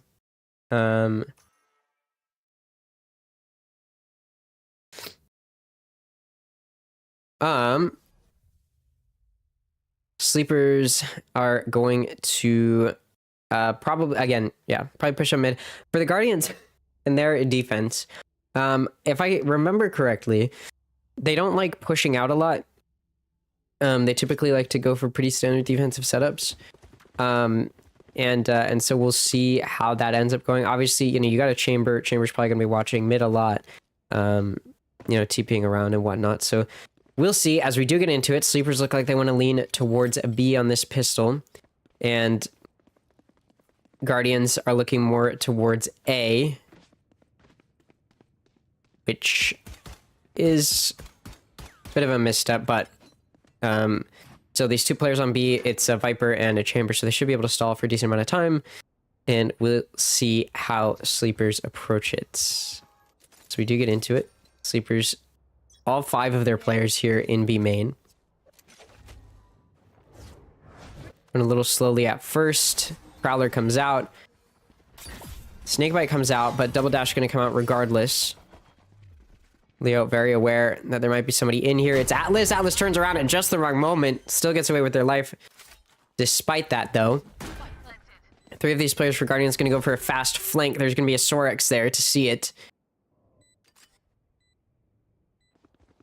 Sorex hears it as well. And now going to try to come for a late lurk and is going to be successful. Good trigger discipline allows them to get all 3. And now Guardians have to retake with just 2 of them. Atlas takes out Salada. Atlas whiffs, though, onto Tanza. Tanza happy to punish. It's just Poseidon in a 1v4. Can you take the pistol? Shot through the wall a little bit. Too many players to look at. Now looking at 3 of them. Leo's going to find the kills. So that 3-player flank caught out. Big misstep there from Sleepers. From Guardians. Big play from Sorex there to get them the win. Guardians just not at all prepared for somebody to be watching flank for that long. Anti-eco now for Sleepers. You see the shotgun in Leo. You're going to see a double dash out. And for the Guardians, they do got to be prepared for this. 3 players that are here, very similar to last time. Although, the Sova's now watching mid and Chambers on A, helping out a bit. It's an outlaw. The Atlas as a hand hunter to try and deal with. They're gonna get a shot off and TP out, but will not get the kill. And here we go with the Bucky. Gets hit by the Hinder, decides to back out. Tanza's shield not enough to prevent the kill from Riker with a classic. Salada and Sorex each find 1, though. Duck's able to get around an elbow and find Atlas's back turned. Snarly's shots good for 1. Leo with the Outlaw, though, will shut Snarly down. It's just Poseidon in a 1v3 now to try and do a little extra damage. All of the players for Sleeper are low, so this isn't actually unwinnable. Will be difficult, though.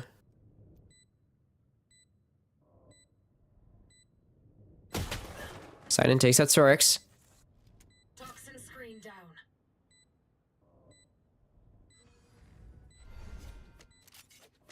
Just to push up. Where's this Clove Smoke? And this is winnable, but time's ticking down. Salada able to take out Poseidon. Poseidon just not looking the right way, and that's going to mean Sleepers win their anti-eco. They take a lot of damage. They lose the majority of their players, but Guardians do get away with their life. Or sorry, but Sleepers do get away with their life. I'm switching them up again, just like I did at the beginning of Bind. Sleepers do get away with their life and round win. For Guardians now, they're going to be on a bye against this bonus from Sleepers. Pretty standard round structure. You do see Sleepers playing a little split up here, defaulting a bit. Spike is leaning towards B.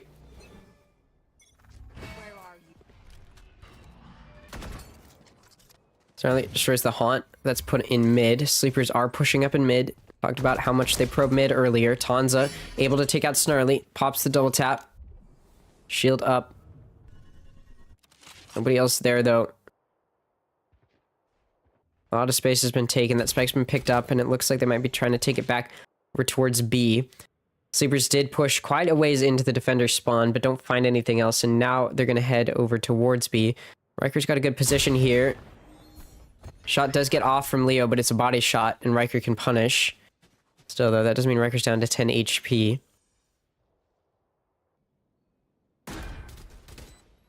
Very late mid lurk from Sorex does take out Riker. Tons is able to take out Slammed as well before getting traded back. Salada able to take out Poseidon. And now it's just Atlas in a 1v3. Evan smoked off. Heard the steps from Salada. Smoke goes down. They hear it. Able to take out Salada. Able to take out Duck. 1v2. The Sheriff shot from Sorex. Good, though. And Atlas will fall, meaning Clutch cannot come through, and it's 3 rounds in a row from Sleepers. So off to a hot start for Sleepers on the Guardians map pick.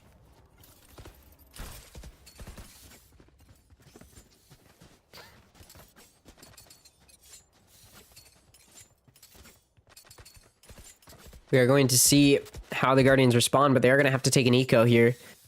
And not the best start for them. And again, it's their map pick, but I did talk about how much experience both of these teams have on this map. This very easily could have just been a Sleepers map pick. And I think, given that Sleepers had the first pick, the reason that they didn't take it is because they were pretty confident the Guardians might take it. Or they were worried about facing the Guardians, given the Guardians' experience on it. But clearly not much of an issue, as they're already up a player here. Riker is able to take out Salada. Poseidon does take out Tanza before falling to Leo. Which does mean it's a 3v3.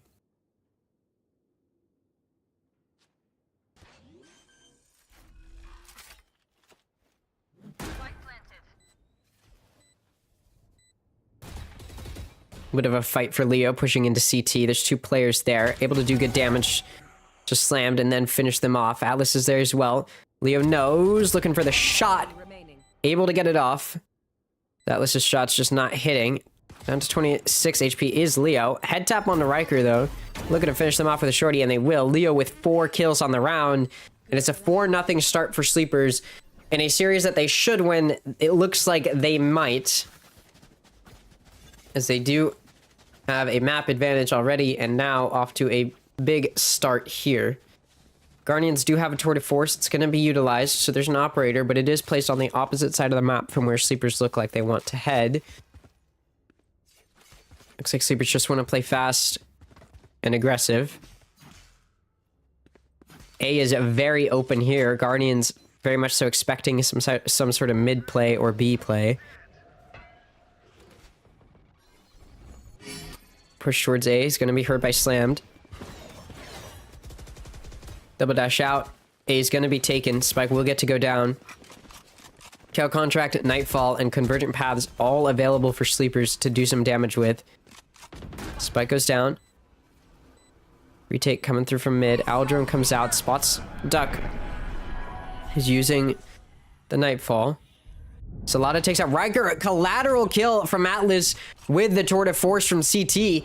Gives Sleepers the advantage. Or sorry, the Guardians the advantage. Tanza takes out Slam. Sorex takes out Poseidon, though. Duck also going to take out Snarly. It's now a 1v3 for Atlas. Picked up a gun. Time ticking down, though. Spike it at second phase. Atlas able to take out Tanza, then tries to back out, but Duck's going to have enough of that. So 3 kills for Atlas. But alas, 2 players left alive for Sleepers as nobody else got a kill. And that does mean that the Guardians lose yet another round, and Sleepers are up 5-0 on the Guardians map pick. Convergent Paths available for Guardians. Not dead yet, available for sleepers. But it is looking quite dominant for sleepers right now. No timeout called by the Guardians yet. Maybe they're going to wait until after the eco. But you would expect one to come out within the next few rounds, regardless of win or loss. Side in here in B. Gonna take out the Prowler. Sleepers very much so committed towards this B side right now. They do have Sorex all the way back in attacker's spawn watching that A side. But Sleepers is going to be heading over towards B now. Guardians have backed all the way off after taking out the Prowler. They've all backed out. So B side's given up. Spike's going to go down. And that means Guardians at this point probably just going to have to play for some extra picks if they can get them. Round's going to be very hard to win. Sleepers want to take this fight. Both duelists here in towards CT.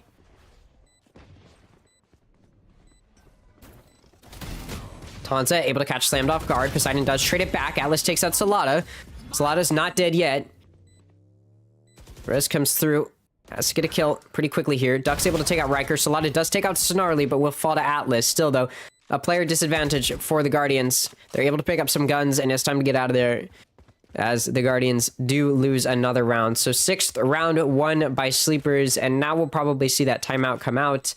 As in that round, obviously it's an eco. Guardians just wanted to heavy stack one of the sites and ended up going towards the wrong side of the map on a misread.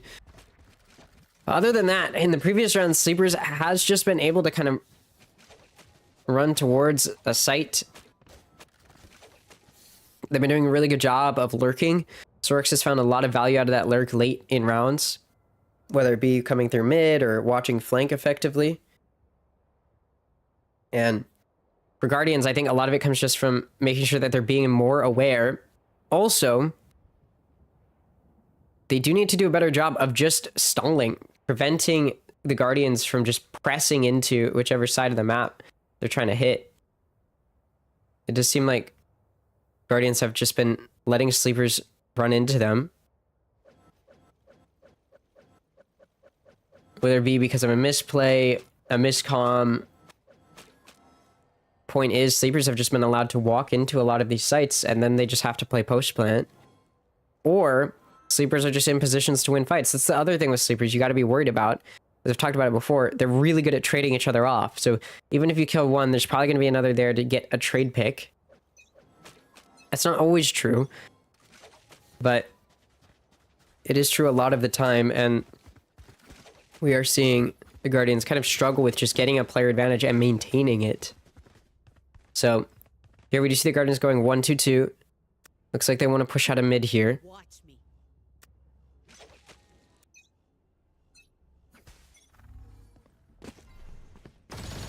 Odin in hand of Snarly. Gonna be utilized. Contingency plan just prevent that Odin from getting too much value initially, so Tons is able to take out Slammed, but the Odin will trade it back.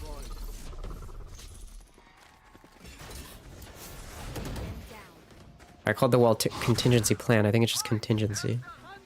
Doesn't matter. Hunter's Fury comes out to try to prevent the plan, and it's good for one. Atlas and Riker each find a kill as well. Sorex still alive. Takes out Riker. Looking for more if they can find it. Owl Drone does hear them jumping away, but not going to spot them. Poseidon coming from main. Will be a late lurk here. These players are a little split up, so this is winnable for Sorex. Although now they are regrouping a little bit better. Sorex can pick up the spike and does. Spike can get planted here. Gotta watch out. They've wrapped around them. Sorex ready for that. Not quite. Atlas almost whiffs the shots, but they come through regardless. So 6-1 now as Guardians do get their first round following that timeout. It's a good switch up. They're able to take better control of mid. Something I talked about before coming into the map is the fact that Sleepers do like probing up mid. And so one key for the Guardians could be preventing that from happening. Just taking better mid control could be the key for the Guardians. And they did do a good job of that there. So obviously you can't really do the same thing over and over again. But if you can do something similar again, where you're able to deny mid control to your opponent, or at the very least, just make sure that they're not trying to take it. You can do some good damage. Tanza able to just run up mid and find a pick. Riker does trade it back, but Salada talked about there's always a player there to trade it back, and Salada does. Nobody to follow up on the Guardian's side. So it's a player advantage for Sleepers. After winning the previous round, they do find themselves down a player. Now it's evened out after Atlas finds a nice kill into Salada with the operator. So 3v3, but it's a 1v3 right now for Poseidon on B. It's going to take a while for the rest of the team to get there. There's a From the Shadows. Stop the rotation come through. Poseidon does take out Leo. Viper's Pit does come out, though, so Sleepers in a really good spot here to take this round. Full health for both of these remaining players. Poseidon is low. A stray bullet could take them out. Poseidon counter ults. Able to take out the opposing Viper and then duck as well. Both of them headshots. They're clean and the spike will get defused. So a good retake from the Guardians keeps them in this as well. After losing that mid control, I kind of thought that was going to be another round loss, but the Guardians with a nice retake. As the Sleepers just allow Poseidon to walk up and counter ult. I will note, as we're 8 rounds in, Sam does not have a kill yet, so that's something to keep your eye on as well when we're talking about team performance. Also, that player that I said can be a factor in Riker, not top fragging yet for the Guardians. I do imagine as we switch sides, that will change. It's Atlas with 12 kills for the Guardians right now after 8 rounds, keeping them in it. Tanza does have a kill contract available. Guardians went ahead towards B, it looks like. Kill contract going to be expended, so Salada takes out Riker, Sorix takes out Slammed, Tanza takes out Poseidon, and very quickly this round is over. As Guardians were just a little too separated, and so as Sleepers found picks individually on each player, there was nobody to follow it up.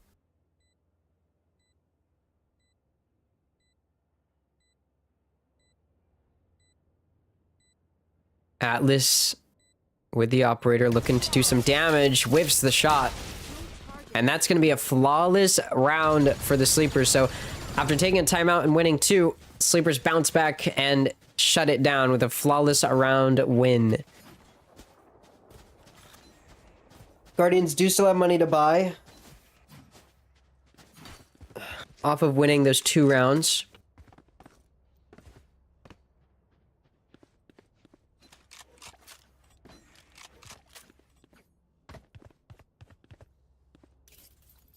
But it is going to be difficult to bounce back now. They're going to have to go into the next half with the disadvantage in terms of rounds. So see what they can do. Very fast aggression onto B. Nightfall expended. Players noted. Riker is able to take out 1 in Tanza. Duck does take out Snarly, though. So it's traded back, 4v4. Oh, fake clear from Salada. Not dead yet is utilized. Poseidon runs away. Instead, Salada is able to get a kill in mid. Leo's going to take out Slammed, fighting in CT. Poseidon does trade it back, though. Still, player disadvantage here for the Guardians. They do want to try to win this if they can. Moving from CT, footstep heard. Poseidon's able to take out Salada. Odin not going to find anything. Poseidon with 4 kills on the round, on for the ace. It's just Sorix in a 1v2. Clears out Poseidon and takes out Atlas. No ace for Poseidon, and it's a clutch for Sorix as it's 8-3 Sleepers. And the Guardians fall once more. And it is starting to look like Sleepers wants to find themselves 1 series win away from playoffs. They're up 8-2 right now. Now, to be fair, we did see earlier today Shopify come back down 2-11 against EG. So anything can happen. But we are looking at a very crooked scoreline if you are the Guardians right now. Speaking of, Guardians completely left A open, positioned way over towards B, but Sleepers are hitting A. They're just gonna get this spike down. Complete control now.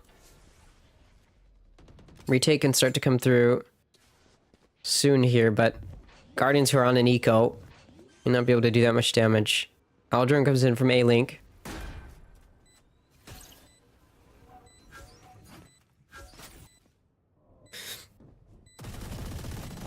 Odin does some good damage. Snarly's pushed back. 3 players are coming from main, but not sure how much damage they're going to be able to do. But good paranoia versus Tanza off the angle. And Poseidon's able to punish. Take advantage. Leo takes out Slam. Poseidon trades it back. There's still time here. Good damage done as well. Solada with the Outlaw, though, able to take out Riker and Atlas. Good snakebite, though, but Sorax has wrapped around and is going to finish them off. Snarly and Poseidon will both fall. Poseidon got 3 kills on the round. Is able to take out the majority of those players on sleepers. Make it a decent eco, but it is 2-9 right now. Guardians do need this buy round badly. They have a Tour de Force. It's being utilized. They also have a Viper's Pit and a Convergent Paths. No ults for sleepers that are currently up. The only one that's close is Convergent Paths if they can get their waylay and ult points. So for the Guardians, this should be a round where they've got a pretty decent advantage. It's a round that they should be able to win. They are so dead. As mentioned, Tour de Force is being utilized. It's the last round. You gotta try to use all of your ults if you can. Double tab used by Tanza. Pushing into B. Tour de Force looking for something, and it will find something. Able to take out Leo. Viper's Pit now going to be used from CT. Tanza, though, going to take out Poseidon and Atlas. That's 2 of those ults gone. I have the spike. Convergent Paths is available for Riker to help aid in a retake. Snarly, Owl Drone from mid. Spot some players. Tanza is up in heaven. Holding this angle. Slammed is ready, though. Able to take them out. Oh, Slam will get caught off guard, though. Solada, hit by the Convergent Paths, hindered. Not going to do much damage. Snarly, Standing. able to take out Duck. Sorax is very low on HP. Gotta play post-plant. The shorty shots are good, though. Health was a little too low. Snakebite not going to last long enough, and Riker will be able to defuse. So, comes down to the wire. Comes down to one player on less than half HP, but Guardians do win their 3rd round. It's 3-9. Sleepers 4 rounds away from a win, 1 round away from double digits. Guardians have quite the battle ahead of them to try to get this 3-9 working for them. As that first half did not really go their way. We'll say both Atlas and Poseidon putting in the work for their team. We've seen multiple rounds. We saw this as well in Bind, where there were a lot of rounds from the Guardians where only one player was getting 3 kills and the rest of the team couldn't find anything, which feels just like every round I play in ranked. Anyways, Guardians are going to be split up here a little bit. It looks like they do just want to push mid. Sleepers, I mentioned it, how much they like going for these mid plays. And that's exactly what we're going to see on this pistol to start off, it looks like. Again, as much as this is a map pick from the side of the Guardians, this is a map the Sleepers are very good on as well. Again, they took Sad, who just qualified for playoffs, by the way. They took Sad into, like, to a triple OT, I think. Double or triple OT. So, Sleepers is very well-rounded on this map. Riker's able to take out Duck, though. Leo, however, gonna take out Riker. Solada takes out Atlas, and Tanza takes out Snarly. It's just Slammed and Poseidon. Slammed, gonna try to even it out. Finds one, and then another. Tanza will fall. Sleepy, though. Sleepy. Solada, though, able to take out Slammed, shut it down. It's now just Poseidon, who took space into B, but now the spike down in bottom mid has to be retrieved. Solada in a link here. Poseidon not even looking in that direction. Solada is going to swing them from behind. Oh, never mind. Solada going back towards A. They didn't watch the spike, so it is able to be picked up here. Oh, Sorax, I think, saw Poseidon. Poseidon knife out, running in towards A. 30 seconds left. Solada's here, though.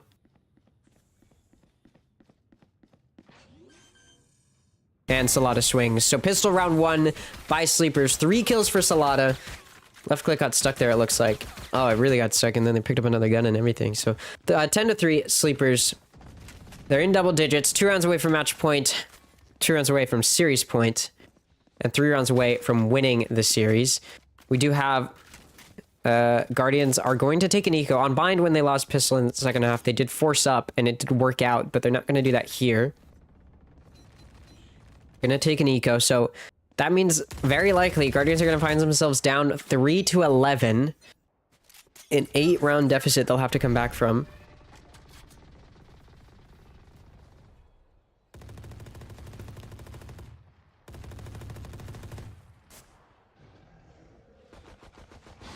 Leo holding a link with a judge, and it looks like Guardians might walk right into it.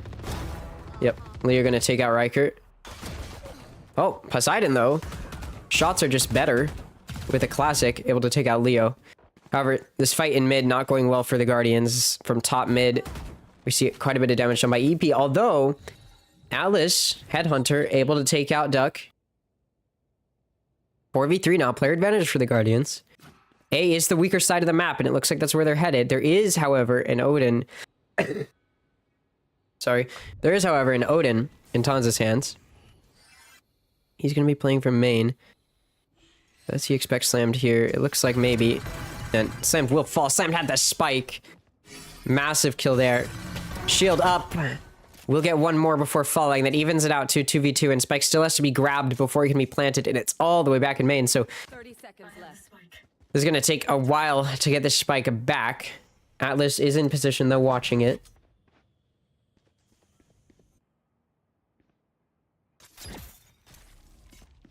One enemy remaining. Spike down A. 10 seconds left. Spike threatened to go down. Atlas taps it. Spike will get to go down. Oh, no, not enough time. I really thought there was enough time there. Just barely not enough. So it's 3-11, as close as it got for the Guardians. Not close enough. So the eco does not go the way of the Guardians, as expected. They did do good damage, though. So Sleepers, you can see, are on a bit of a half buy. They have an Odin in the hands of Tanza, but everyone else is a bit weak in terms of their buy. So the Guardians should be able to win this one. But the one player with a gun, the Odin, spamming down in A, doesn't really do much. And Tanza's pushed way back. It's good for Guardians. Lions Guardians start pushing up. Paranoia comes through. Leo able to take out her counterpart. Riker will fall. It's that player that I said needed to be an impact. Now gone. Atlas gonna take out Tanza. Somehow Leo's still alive and still getting kills with this Bucky. Atlas takes out Salada, but now Duck with a Guardian is back, able to find one. It's just down to Poseidon. Poseidon takes out Leo. Hit by the C's.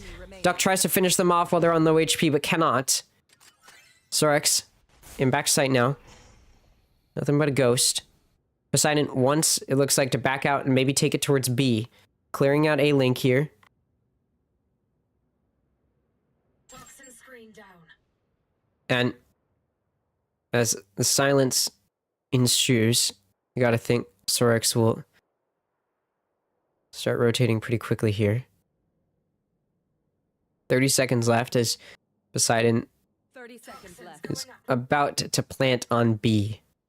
1v1, both Vipers in it. Snakebite, I think, still available for Sleepers, although it may not matter.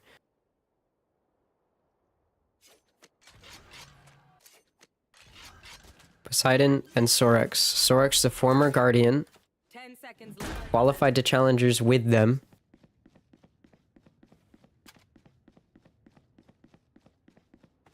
Toxins going up.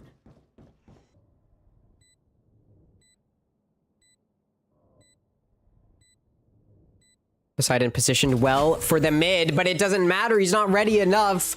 And Sorex, with the Odin that he reacquired, will be able to win the round. And that just might be the dagger that shuts the Guardians down for good.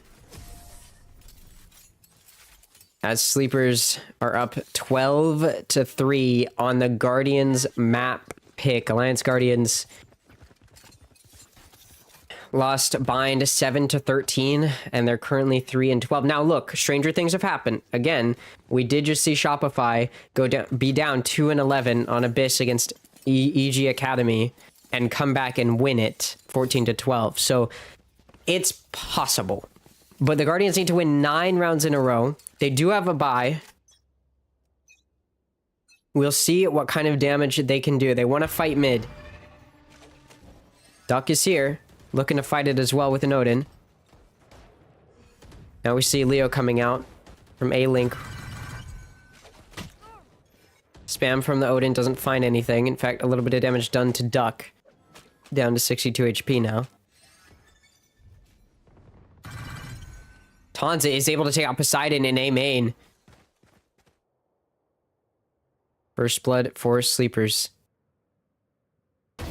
Leo able to take out Slammed. Jumping on top of the smoke is Salada, able to take out Atlas. It looks like it's over as the Convergent Paths come out. Leo clears out the final two players, and Sleepers win 2-0 against Alliance Guardians, and are now up 3-1 in Challengers, just one series away from making playoffs as the Guardians fall to a 2-2 record. What I thought was going to be a closer match just quite wasn't. Atlas and Poseidon both tried their hardest, but the rest of the team kind of faltered. And there's only so much you can do as two individuals. So it was a good match, a good series, but at the end of the day, what I thought was going to be close was not, unfortunately, and Sleepers come out on top. So, with that, that's going to be it from me. I might stream later, but probably not. Unfortunate loss for the Guardians. But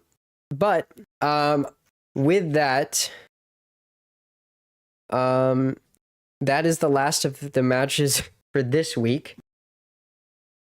Off of that loss for the Guardians, they're gonna face one of either M80, EG Academy, Evictix. They won't face Pigeons because they already faced them, I don't think. Or either YFP or Core.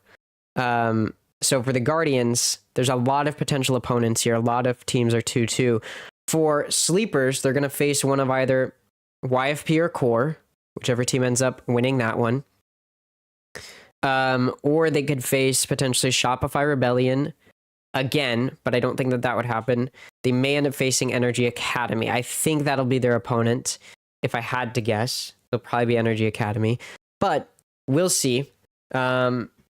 Unfortunately, Ace likes to wait until the day of to post the schedule, so we won't know probably until next week. But regardless, thanks for watching, guys.